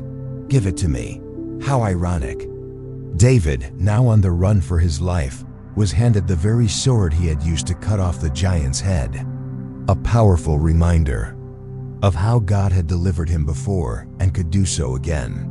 With food and a weapon in hand, David left quickly, knowing he couldn't stay in Nob for long. But where would he go next? His next move would surprise everyone. David, once Israel's hero, was now alone, without allies, and hunted by the king. Where do you go when your own homeland isn't safe anymore? In 1 Samuel 21:10, we see his unexpected decision. That day, David fled from Saul and went to Achish, king of Gath.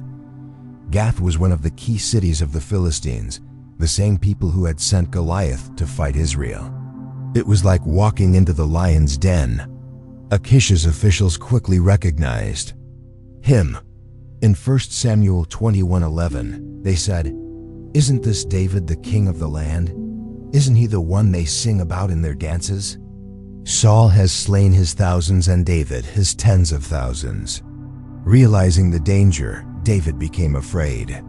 If the Philistines saw him as the killer of their champion and a celebrated Israelite warrior, they'd likely execute him. So in desperation, he pulled an unexpected move. In 1 Samuel 21:13, we read, "So he pretended to be insane in their presence, and while he was in their hands, he acted like a madman, making marks on the doors of the gate and letting saliva run down his beard." The plan worked. Achish didn't want a madman around. In 1 Samuel 21:14-15, he says, "Look at the man. He's insane. Why bring him to me? Am I so short of mad men that you bring this fellow here to carry on like this in front of me? Must this man come into my house?" David used that moment to escape from Gath and fled to the cave of Adullam. This would become his first base as a fugitive.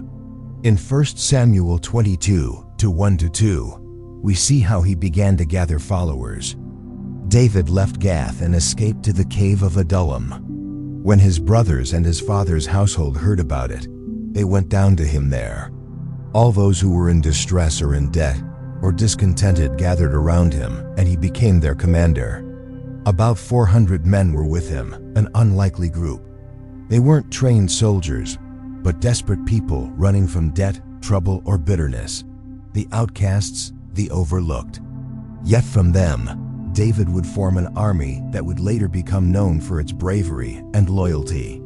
Concerned for his parents' safety, fearing Saul might take revenge on them, David sought a safe place for them. In 1 Samuel 22 3-4, we read his solution. From there, David went to Mizpah in Moab and said to the king of Moab, "Would you let my father and mother come and stay with you until I learn what God will do for me?" So he left them with the king of Moab, and they stayed with him as long as David was in the stronghold. Moab was a natural choice. David's great-grandmother Ruth was a Moabite, so there was a family connection. Moreover, Moab was an enemy of Saul, making it a safe haven for David's parents. While David was in that refuge, he received a visit from a prophet. In 1 Samuel 22-5, we see his advice. But the prophet Gad said to David, "Do not stay in the stronghold. Go into the land of Judah."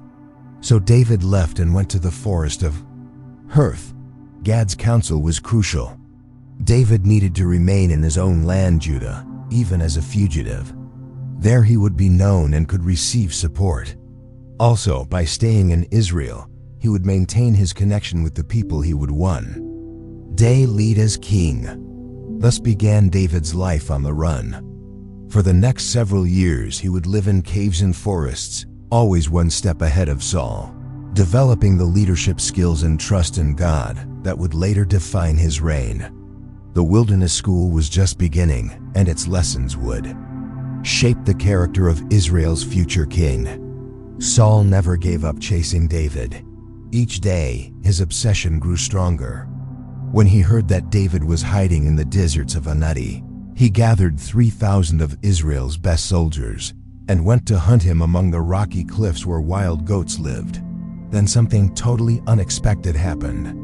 In 1 Samuel 24-3, their paths cross in a surprising way. Reaching into his bag, he took out a stone, slung it, and struck the Philistine on the forehead. The stone sank into his forehead, and he fell face down on the ground. And so, David defeated the Philistine with a sling and a single stone. He didn't even need the other 4 he had picked up. But the battle wasn't quite over yet. In 1 Samuel 1750-551, we read how it ended. So David triumphed over the Philistine with a sling and a stone. Without a sword in his hand, he struck down the Philistine and killed him. David ran and stood over him. He took hold of the Philistine sword, drew it from the sheath, and after he killed him, he cut off his head with the sword. When the Philistines saw that their champion was dead, they panicked and fled. In 1 Samuel 17:52, the Israelites' response is recorded. Then the men of Israel and Judah surged forward with a shout and pursued the Philistines to the entrance of Gath and to the gates of Ekron. The dead were strewn along the Shahim road to Gath and Ekron. It was a stunning, unexpected victory. A young shepherd had defeated the mightiest warrior of the enemy army, triggering a total rout. When the Israelites returned from chasing the Philistines, they looted the enemy camp. David took Goliath's head and brought it to Jerusalem. And he kept the giant's weapons in his own tent, a trophy of victory, a reminder of what God had done through him. After his triumph over Goliath, David was brought before Saul. In 1 Samuel 18:13, we see the beginning of an extraordinary friendship. After David had finished talking with Saul, Jonathan became one in spirit with David, and he loved him as himself. From that day, Saul kept David with him and did not let him return to his father's house. And Jonathan made a covenant with David because he loved him as himself. This friendship between the king's son and the future king would last a lifetime. As a sign of their bond, Jonathan gave David meaningful gifts. In 1 Samuel 18:4 it says, Jonathan took off the robe he was wearing and gave it to David along with his tunic and even his sword, his bow, and his belt. David succeeded in everything Saul asked him to do. So the king placed him in command of the army, a decision that pleased the people and Saul's officers alike. But trouble was just around the corner. When the army returned home after the victory over the Philistines, women came out from every town in Israel to greet King Saul. In 1 Samuel 18:67, we read what happened next. When the men were returning home after David had killed the Philistine, the women came out from all the towns of Israel to meet King Saul with singing and dancing, with joyful songs, and with tambourines and lutes. As they danced, they sang, "Saul has slain his thousands and David his tens of thousands." This song infuriated Saul. In 1 Samuel 18:8-9, Saul was very angry. This refrain displeased him greatly. They have credited David with tens of thousands, he thought, but me with only thousands. What more can he get but the kingdom?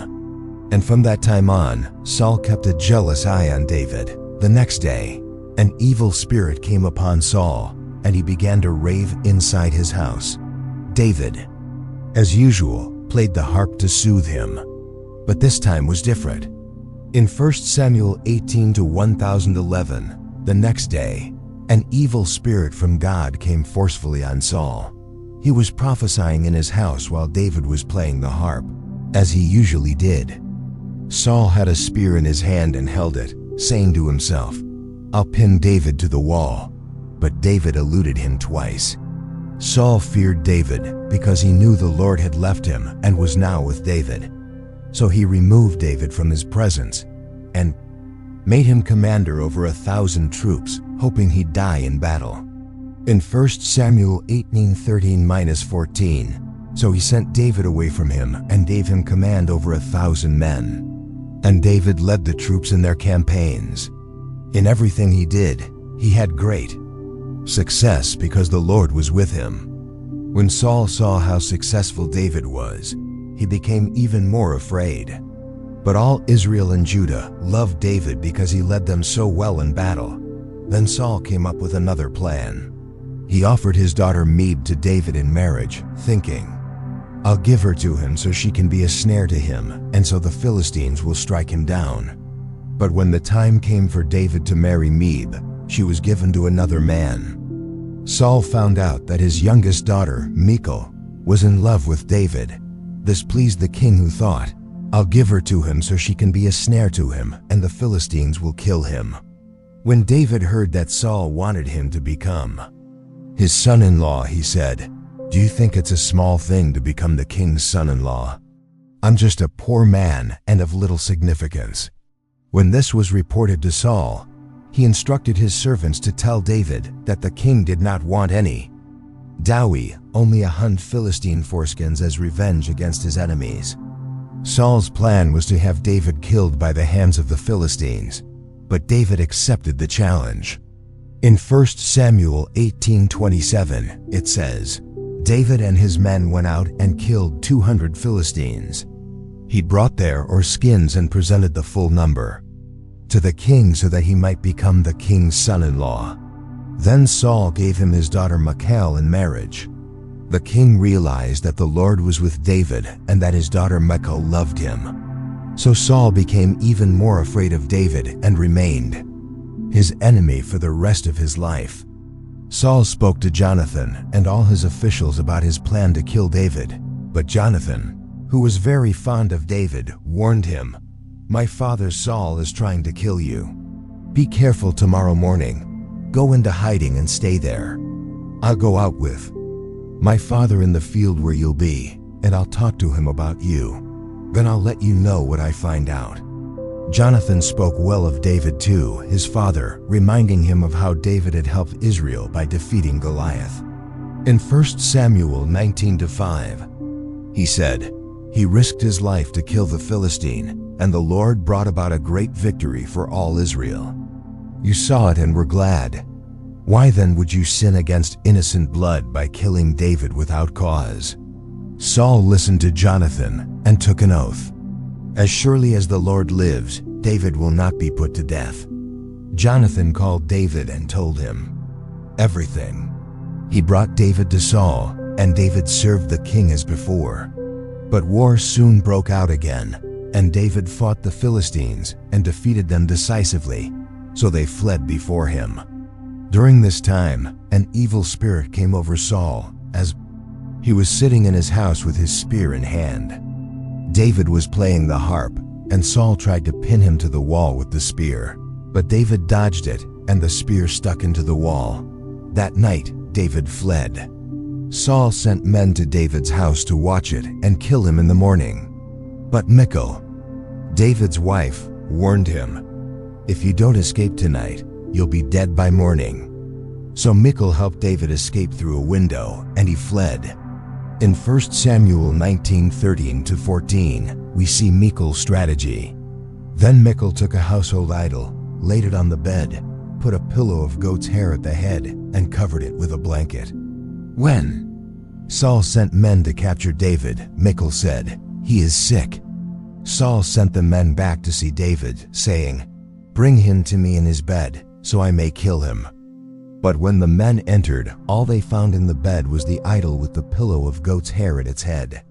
Saul said to Michal, "Why did you deceive me like this and let my enemy escape?" Michal replied, "He said to me, 'Help me get away, or I'll kill you.'" Meanwhile, David fled to Ramah, where Samuel was, and told him everything Saul had done. Then he and Samuel went to Nuth and stayed there. When Saul found out, he sent men to capture David. But something strange happened in 1 Samuel 19-201. When they saw a group of prophets prophesying with Samuel leading them, the Spirit of God came upon Saul's messengers, and they also prophesied. When Saul was told about this, he sent more men, and they too prophesied. Saul sent messengers a third time, and they also prophesied. Finally, Saul himself went to Ramah. On the way, he asked where Samuel and David were, and he continued on to Nuth in Ramah in 1 Samuel 19 hours 23 minutes and 24 seconds. But the Spirit of God came even upon him, and he walked along prophesying until he came to Nuth. He stripped off his clothes and also prophesied in Samuel's presence. He lay that way all day and night. That's why people say, "Is Saul also among the prophets?" David fled from Nuth in Ramah and went to speak with Jonathan. In 1 Samuel 20:12, we see his desperation. David asked, "What have I done? What is my crime? What sin have I committed against your father that he is trying to kill me?" Jonathan replied, "Never, you won't die." He came to the sheep pens along the way. A cave was there, and Saul went in to relieve himself. David and his men were far back in the cave. It was a moment of perfect irony. The hunter unknowingly had walked right into the lair of his prey. With no guards, no army, Saul was completely exposed. David's men saw it as the hand of God. In 1 Samuel 24:4, they whispered, "This is the day the Lord spoke of when he said to you, 'I will give your enemy into your hands for you to deal with, as you wish.'" The temptation was immense. With a single blow, David could end the pursuit, kill his enemy, and clear the path to the throne. But something deeper stirred in his heart. Quietly, David crept up and cut off just a corner of Saul's robe. Even that small act triggered his conscience. In 1 Samuel 24:5-7, we see David's inner conflict. Afterward, David was conscience-stricken for having cut off a corner of Saul's robe. He said to his men, "The Lord forbid that I should do such a thing to my master, the Lord's anointed, or lift my hand against him, for he is the anointed of the Lord." With these words, David sharply rebuked his men and did not allow them to attack Saul. David let Saul leave the cave safely, unaware of how close he had come to death. Only then did David step out and call after him, "My lord, the king." When Saul looked back, David bowed down with his face to the ground. In 1 Samuel 24:9-11, David speaks words of unexpected loyalty. "Why do you listen when men say, 'David is bent on harming you'? This day you have seen with your own eyes how the Lord delivered you into my hands in the cave. Some urged me to kill you, but I spared you. I said, I will not lay my hand on my Lord, because he is the Lord's anointed. To prove his sincerity, David showed the piece of Saul's robe. In verses 11 to 12, he continues, See my father, look at this piece of your robe in my hand. I cut off the corner of your robe, but did not kill you. See that there is nothing in my hand to indicate that I am guilty of wrongdoing or rebellion. I have not wronged you, yet you are hunting me down to take my life. David appealed to God to judge between them, but firmly declared he would never raise his hand against the king. He compared himself to a dead dog, a flea, too insignificant to be worth such relentless pursuit. Saul's reaction was unexpected. In 1 Samuel 24:16-17, we read, When David finished saying this, Saul asked, Is that your voice, David, my son? And he wept aloud. You are more righteous than I, he said. You have treated me well, but I have treated you badly. Saul acknowledged David's mercy in sparing him, even though God had delivered him into David's hands. He even admitted that he knew David would become king, and that Israel's kingdom would be established under his rule. In verses 20-21, Saul makes a remarkable request. Now, I know that you will surely be king, and that the kingdom of Israel will be established in your hands. Swear to me by the Lord that you will not kill off my descendants or wipe out my name from my father's family. David made the oath, and Saul returned home. But David and his men went back to their hideout. Despite Saul's emotional words and tears, David knew he couldn't rely on the king's unstable nature. This was only a temporary peace, a fleeting moment of clarity in a mind clouded by paranoia. The chase would soon begin again. Meanwhile, a major chapter in Israel's history came to a close. In 1 Samuel 25-1 we read, Now Samuel died, and all Israel assembled and mourned for him, and they buried him at his home in Ramah. It was a moment of national sorrow. Samuel had been Israel's last great judge, the man who guided the transition from the time of the judges to the monarchy. For decades, he had been God's voice to the people, the spiritual leader whose integrity had never been questioned. To the common people, Samuel's death meant the loss of an intercessor, someone who prayed for them and led them in God's ways. For the leaders, it marked the end of an era, the passing of the last judge who had known the age of Moses in ancient times. But for David and Saul, the loss was even more personal. Samuel had been the mediator between them, the voice of divine wisdom amid the conflict. He had anointed both Saul and David, and his authority was respected by both. Even when he disagreed with their actions, Samuel had always been a moral compass. For them, with his death, the final thread linking Saul and David was severed. There was no one left with the authority to call the king back to reason when his paranoia surged. No more prophet to guide David through moments of hard decision. David's immediate response to Samuel's death was to move to a more remote area. In 1 Samuel 25-1, we read, Then David moved down into the desert of Pan. This was a southern region far from Israel's population centers, where it would be harder for Saul to track him down. This move showed David's growing awareness of his vulnerability. Without Samuel to intercede for him before the king, and without the prophetic voice to guide him, David had to be more cautious than ever. For Israel as a nation, Samuel's death created a vacuum in spiritual leadership. Saul had long since lost divine favor, and David, though anointed by God, was not yet king. The priests had been scattered after the massacre at Nob, and there was no prophet of Samuel's stature to step into his place.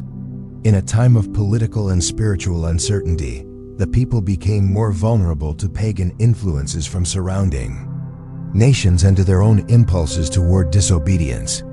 Samuel's death marked the beginning of a period of testing for Israel. a time when each individual's faithfulness would be tried without the strong spiritual leadership they were accustomed to. While wandering through the desert of Pan, David and his men offered protection to the shepherds of the region. In 1 Samuel 25-78, David explains this service. "I hear that it is sheep shearing time. When your shepherds were with us, we did not mistreat them. And the whole time they were at Carmel, nothing of theirs was missing.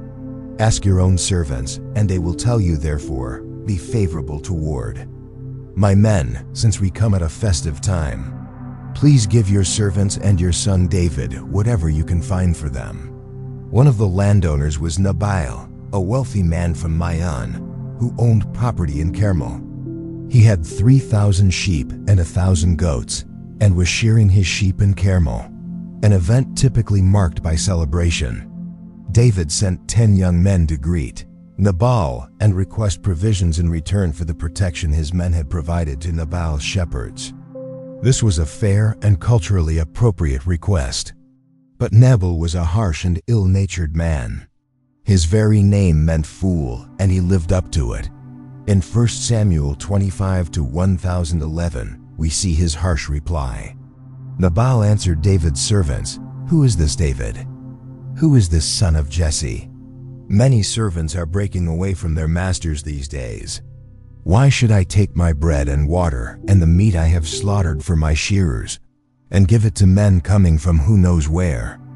His response was not only a refusal, it was an insult. He treated David like a runaway slave, disregarding the help David and his men had given. When David heard the response, he was enraged. In 1 Samuel 25-13, we see his reaction. David said to his men, "Put on your swords." So they did, and David put on his as well. About 400 men went up with David, while 200 stayed with the supplies. David's intent was clear. He meant to avenge the insult with bloodshed. This was an overreaction, out of character for him. In this moment of anger, David was ready to kill not only Nabal, but all the men in his household. But God had other plans. One of Nabal's servants ran to inform his wife Abigail, who was as wise as her husband, was foolish. In 1 Samuel 25-18-19, we see her swift response. Abigail acted quickly. She took 200 loaves of bread, 2 skins of wine, 5 dressed sheep, 5 seahs of roasted grain, 100 cakes of raisins, and 200 cakes of pressed figs, and loaded them on donkeys. Then she told her servants, "Go on ahead, I'll follow you." But she did not tell her husband Nabal. Abigail went to meet David, and as soon as she saw him, she bowed low before him. In 1 Samuel 25-24, she took the blame upon herself. She fell at his feet and said, "Pardon your servant, my lord, and let me speak to you. Hear what your servant has to say." Abigail then gave a remarkable speech full of wisdom and discernment. She acknowledged her husband's foolishness, presented generous gifts to appease David's anger, and most importantly appealed to his conscience. In 1 Samuel 25-28-31, she demonstrated a prophetic insight into David's future. "Please forgive your servant's presumption. The Lord your God will certainly make a lasting dynasty for my Lord, because you fight the Lord's battles, and no wrongdoing will be found in you as long as you live. Even though someone is pursuing you to take your life, the life of my Lord will be bound securely in the bundle of the living by the Lord your God. But the lives of your enemies he will hurl away as from the pocket of a sling. When the Lord has fulfilled for my Lord every good thing he promised concerning him, and has appointed him ruler over Israel, my Lord will not have on his conscience the staggering burden of needless bloodshed or of having avenged himself." David recognized the wisdom in Abigail's words and called off his plan for vengeance. In 1 Samuel 25-32-33, he replied, David said to Abigail, "Praise be to the Lord, the God of Israel, who has sent you today to meet me. May you be blessed for your good judgment and for keeping me from bloodshed this day and from avenging myself." with my own hands." Abigail returned home and found Nabal holding a feast fit for a king.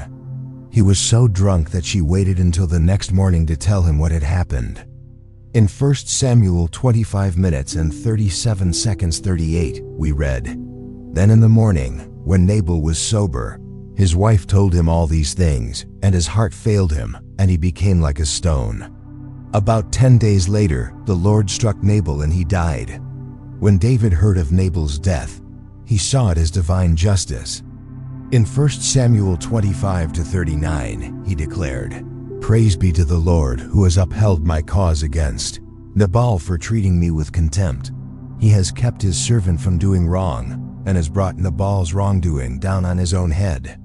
Impressed by Abigail's wisdom and beauty, David sent messengers to ask for her hand in marriage. In 1 Samuel 25 minutes and 41 seconds 42, we read her reply. She bowed down with her face to the ground and said, "I am your servant, and am ready to serve you, and wash the feet of my Lord's servants." Abigail quickly got on a donkey and, attended by her 5 female servants, went with David's messengers and became his wife. David had found a wife who was not only beautiful, but also wise, discreet, and courageous, qualities that would prove invaluable for the wife of a future king. The reconciliation between Saul and David didn't last long. Soon the king was once again pursuing David with 3,000 chosen men in the wilderness of Ziph. David sent out spies and learned exactly where Saul was encamped. Then in 1 Samuel 26-57, we see a bold decision. Then David set out and went to the place where Saul had camped. He saw where Saul and Abner son of Ner, the commander of the army, had lain down. Saul was lying inside the camp with the army encamped around him. David asked Ahimsh the Hittite and Abishai son of Zeruiah, Joab's brother, "Who will go down with me into the camp to Saul?" "I'll go with you," said Abishai. So David and Abishai went to the army by night. And there was Saul lying asleep inside the camp with his spear stuck in the ground near his head. It was an extremely dangerous mission. If they were discovered, they wouldn't stand a chance against the entire army. But David wanted to prove once again that he had no desire to harm Saul. When they reached the place where the king lay asleep, Abishai saw the perfect opportunity. In 1 Samuel 26-8, he whispered, Abishai said to David, "Today God has delivered your enemy into your hands. Now let me pin him to the ground with one thrust of the spear. I won't need to strike him twice." But David, just as he had done in the cave of En-Gedi, refused to kill Saul. In 1 Samuel 26-9-11, he explained his decision. But David said to Abishai, "Don't destroy him. Who can lay a hand on the Lord's anointed and be guiltless as surely as the Lord lives?" He said, "The Lord himself will strike him, or his time will come, and he will die, or he will go into battle and perish. But the Lord forbid that I should lay a hand on the Lord's anointed. Now get the spear and water jug that are near his head and let's go." So David took the spear and the water jug that were near Saul's head, and they left. No one saw them, no one knew, and no one woke up. A deep sleep from the Lord had fallen on Saul and all his men. David then went up to a hilltop some distance away and called out to Saul's camp, but he didn't speak directly to the king. Instead, he addressed Abner, the commander of the army. In 1 Samuel 26-15-16, we read David's rebuke. David said to Abner, "Aren't you going to answer me, Abner?" Abner replied, "Who are you who calls to the king?"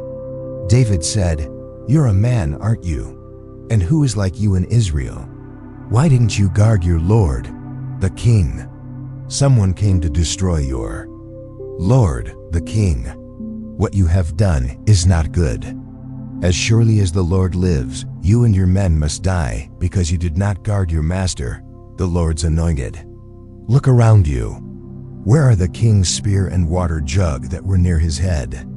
Saul recognized David's voice and asked, "Is that your voice, David, my son?" David then asked why the king was pursuing him, what wrong he had done. In 1 Samuel 26-20, he uses a moving metaphor. Now do not let my blood fall to the ground far from the presence of the Lord. The king of Israel has come out to look for a flea as one hunts a partridge in the mountains. For the second time Saul acknowledged his wrongdoing. In 1 Samuel 26-21, he confessed, I have sinned. Come back, David, my son. Because you considered my life precious today, I will not try to harm you again. Surely I have acted like a fool and have been terribly wrong. David returned the king's spear, declaring that just as he had valued Saul's life, he hoped the Lord would value his own life and deliver him from all troubles. In 1 Samuel 26-25, Saul blessed him. Then Saul said to David, May you be blessed. David, my son, you will do great things and surely triumph. So they parted ways. Saul returned home and David went on his way. Once again, there was reconciliation. But David knew he couldn't trust Saul's words. Even after this second act of mercy, David remained a hunted man, a fugitive in his own land. After 2 encounters with Saul that ended in temporary reconciliations, David made a drastic decision. In 1 Samuel 27-1, we see his thoughts. But David thought to himself, One of these days I will be destroyed by the hand of Saul. The best thing I can do is to escape to the land of the Philistines. Then Saul will give up searching for me anywhere in Israel, and I will slip out of his hand. It was an extreme choice. The Philistines were Israel's greatest enemies. David had killed their champion, Goliath, and the women of Israel had sung about the tens of thousands of Philistines he had defeated. Even so, David judged it safer to live among the enemy than to continue fleeing from Saul. With 600 men and their families, David left for Gath, seeking protection from Achish, the Philistine. King David was very different from his first visit to Gath, when he had pretended to be insane to escape. Now he came as a leader with a small army, offering his services to the Philistine king. In 1 Samuel 27-4, we see the result of this move. When Saul was told that David had fled to Gath, he no longer searched for him. David's plan had worked. After a while, David asked a favor from King Achish. In 1 Samuel 27-5-6 we read, David said to Achish, If I have found favor in your eyes, let a place be assigned to me in one of the country towns so I can live there. Why should your servant live in the royal city with you? So on that day Achish gave him Ziklag, and it has belonged to the kings of Judah ever since. This arrangement suited David perfectly. Living in Ziklag, away from Achish's direct oversight, gave him more freedom to act. David remained in Philistine territory for 1 year and 4 months. During that time, David regularly raided the peoples who had lived in the region since ancient times, the Geshurites, the Gershites, and the Amalekites. These were long-standing enemies of Israel, especially the Amalekites, whom God had commanded to be destroyed. But when Achish asked about his activities, David gave a different account. In 1 Samuel 27-10-11, we see his strategy of double allegiance. When Achish asked, Where did you go raiding today? Then David would say, Against the Negev of Judah, or against the Negev of the Jeremites, or against the Negev of the Kenites. He did not leave a man or woman alive to be brought to Gath, for he thought they might inform on us and say this is what David did by attacking Israel's enemies while reporting that he was attacking the Israelites themselves. David was pulling off a dangerous ruse. He was protecting his people while appearing to betray and them to complete the deception. He left no survivors who could reveal the truth to Achish. The Philistine king was completely deceived. In 1 Samuel 27-12, we read his assessment of the situation. Achish trusted David and thought, He has become so obnoxious to his people, the Israelites, that he will be my servant for life. This was a complex time in David's life. On one hand, he was serving Israel by defeating its historic enemies. On the other hand, he was living as a vassal of the Philistines and deceiving his benefactor. It was a morally ambiguous position, born from the desperate circumstances that Saul had forced upon him. As David lived this double life among the Philistines, a major crisis was looming for Israel. The Philistines gathered their forces to fight against Israel. Achish told David, "You and your men must accompany me in the army." The Philistines assembled their troops at Shunem, while Saul gathered all of Israel and camped at Gilboa. In 1 Samuel 28 5-6, we see the fear that gripped Saul. When Saul saw the Philistine army, he was afraid. Terror filled his heart. He inquired of the Lord, but the Lord did not answer him by dreams or Urim or prophets. It was a desperate situation. The Philistines had assembled a vast army, and God was silent. The divine silence revealed that Saul had truly been rejected. All legitimate channels of communication with God, dreams, the Urim used by priests and prophets, were closed. Saul then made a decision that showed just how far he had fallen from his original faith. In 1 Samuel 28-7, he commanded, "Find me a medium so I may go and inquire of her." This order was tragically ironic since Saul himself had expelled the mediums and spiritists from Israel in obedience to the law of Moses, which prohibited necromancy. Now in desperation, he sought the very thing he had once banned. His servants mentioned a medium living in Endor. Saul disguised himself wearing different clothes and went to visit her at night with two men. In 1 Samuel 28-9-10, we read there, initial exchange. But the woman said to him, "Surely you know what Saul has done. He has cut off the mediums and spiritists from the land. Why have you set a trap for my life to bring about my death?" Saul swore to her by the Lord, "As surely as the Lord lives, you will not be punished for this." Convinced by the oath, the woman asked whom she should summon. Saul replied, "Bring up Samuel." When the woman saw Samuel, she cried out in a loud voice and realized that the disguised man was Saul himself. The king calmed her and asked what she saw. In 1 Samuel 28-13-14, the woman said, "I see a ghostly figure coming up out of the earth. What does he look like?" He asked. "An old man wearing a robe is coming up," she said. Then Saul knew it was Samuel, and he bowed down and prostrated himself with his face to the ground. What followed was a disturbing conversation. In 1 Samuel 28-15-16, Samuel said to Saul, "Why have you disturbed me by bringing me up?" Saul replied, "I am in great distress. The Philistines are fighting against me, and God has departed from me. He no longer answers me either by prophets or by dreams. So I have called on you to tell me what to do." Samuel said, "Why do you consult me now that the Lord has departed from you and become your enemy?" Samuel reminded Saul that the Lord had done exactly what he had foretold through him. The kingdom was torn from Saul's hands and given to David. This happened because Saul had disobeyed the Lord and failed to carry out his wrath against the Amalekites. Then came the final devastating prophecy. In 1 Samuel 28-19, Samuel declares, "The Lord will deliver both Israel and you into the hands of the Philistines, and tomorrow you and your sons will be with me. The Lord will also give the army of Israel into the hands of the Philistines." Saul immediately collapsed full length on the ground, paralyzed with fear at Samuel's words.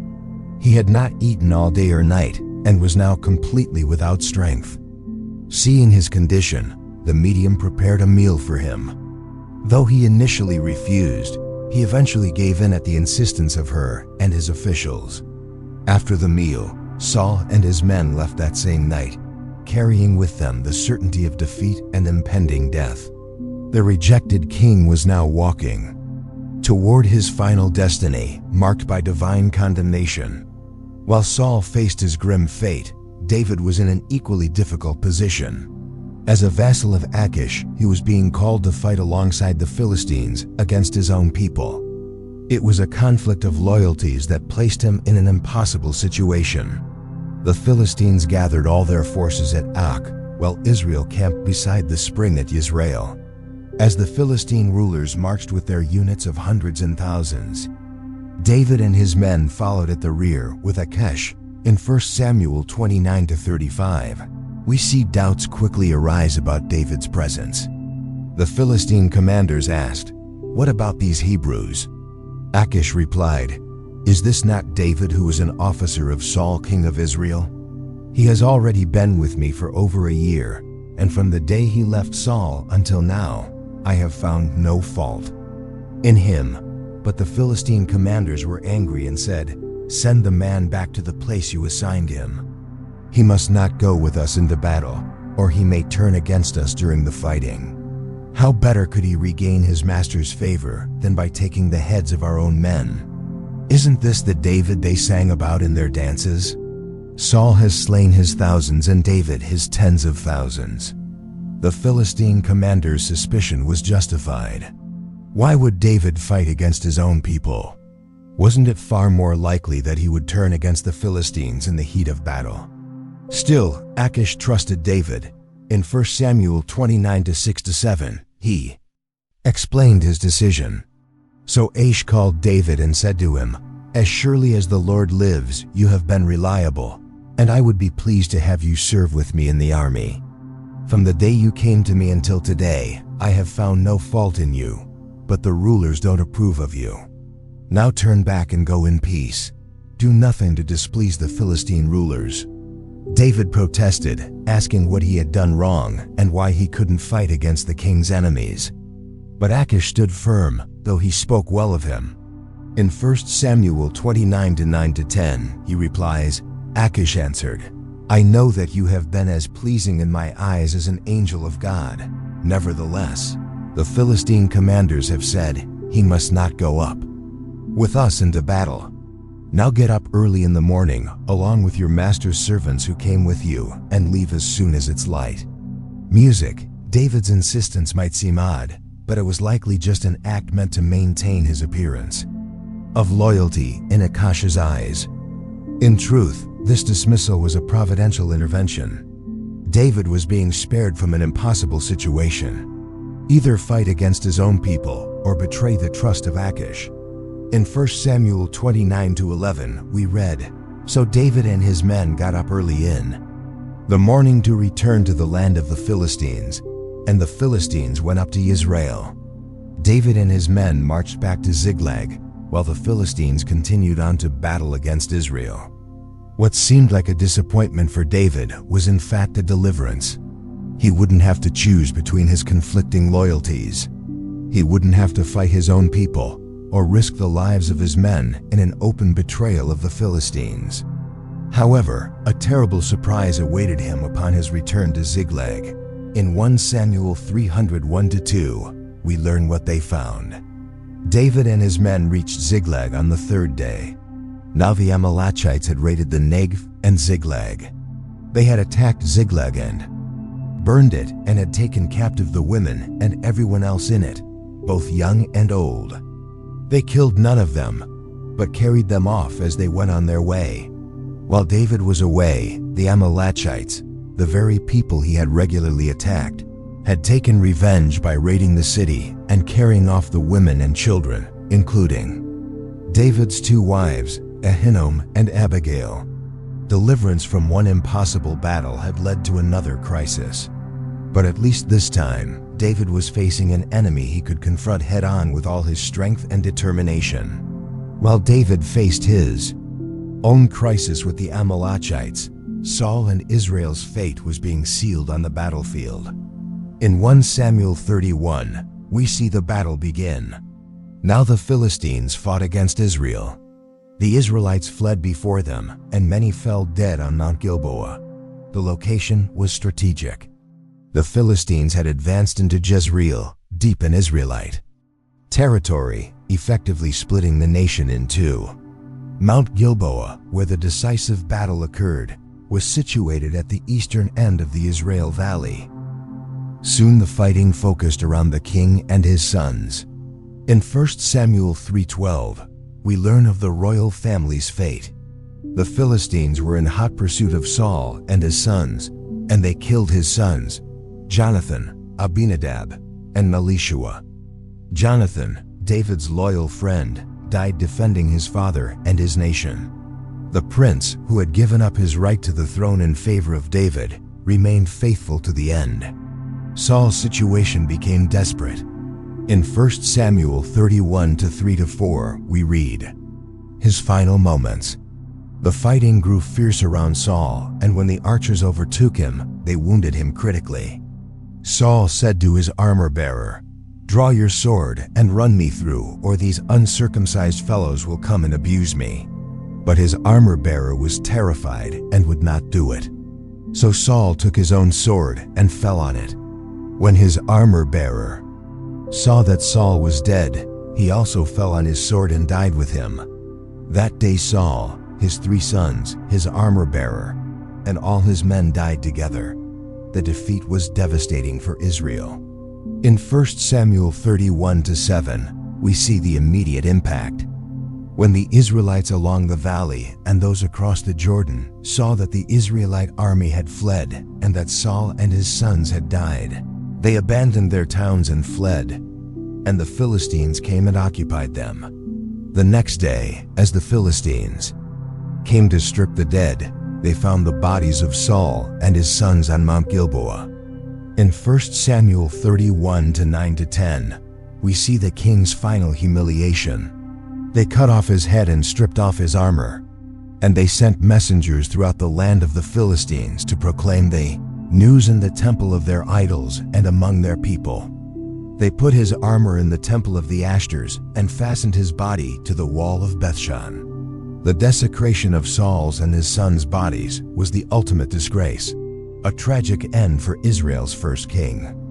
But not everyone forgot the good Saul had done in the early days of his reign. In 1 Samuel 31:113, we see one last act of loyalty and honor. When the people of Jabesh Gilead heard what the Philistines had done to Saul, all their valiant men journeyed through the night to Bethshan. They took down the bodies of Saul and his sons from the wall of Bethshan and went to Jabesh, where they burned them. Then they took their bones and buried them under a tamarisk tree at Jabesh, and they fasted 7 days. The men of Jabzilid remembered that years earlier Saul had been their deliverer when Nahash the Ammonite had threatened them. They risked their lives to recover the bodies of the king and his sons, and to give them a proper burial. Thus ended the reign of Saul, the first king of Israel, who began with so much promise, ended in tragedy. His downfall had been sealed by his own disobedience, and his fate foretold by the prophet who had anointed him. Saul's death marked the end of an era for Israel. The path was now open for David to take the throne that God had promised him. But the new king would face many challenges before uniting a nation broken by war and defeat. And so we come to the end of our journey through the book of 1 Samuel. We've witnessed the rise and fall of Israel's first king, the secret anointing of David, and the many trials he endured while fleeing Saul's persecution. This story shows us how God works even through the hardest moments to fulfill his purposes. If you enjoyed this deep dive into 1 Samuel, don't forget to subscribe to the channel so you don't miss our upcoming videos on the books of the Bible. We've got much more content planned to help you engage with Scripture in a dynamic and meaningful way. Share this video with friends and family who want to deepen their biblical understanding. Every share helps us reach more people with the transformative message of God's Word. Thanks so much for watching. We'll see you in the next video as we continue our journey through the powerful stories of the Bible. If this story has inspired or intrigued you, please consider subscribing to our channel. Share this video with others who seek deeper insight into the Bible, and let's continue exploring these transformative stories together.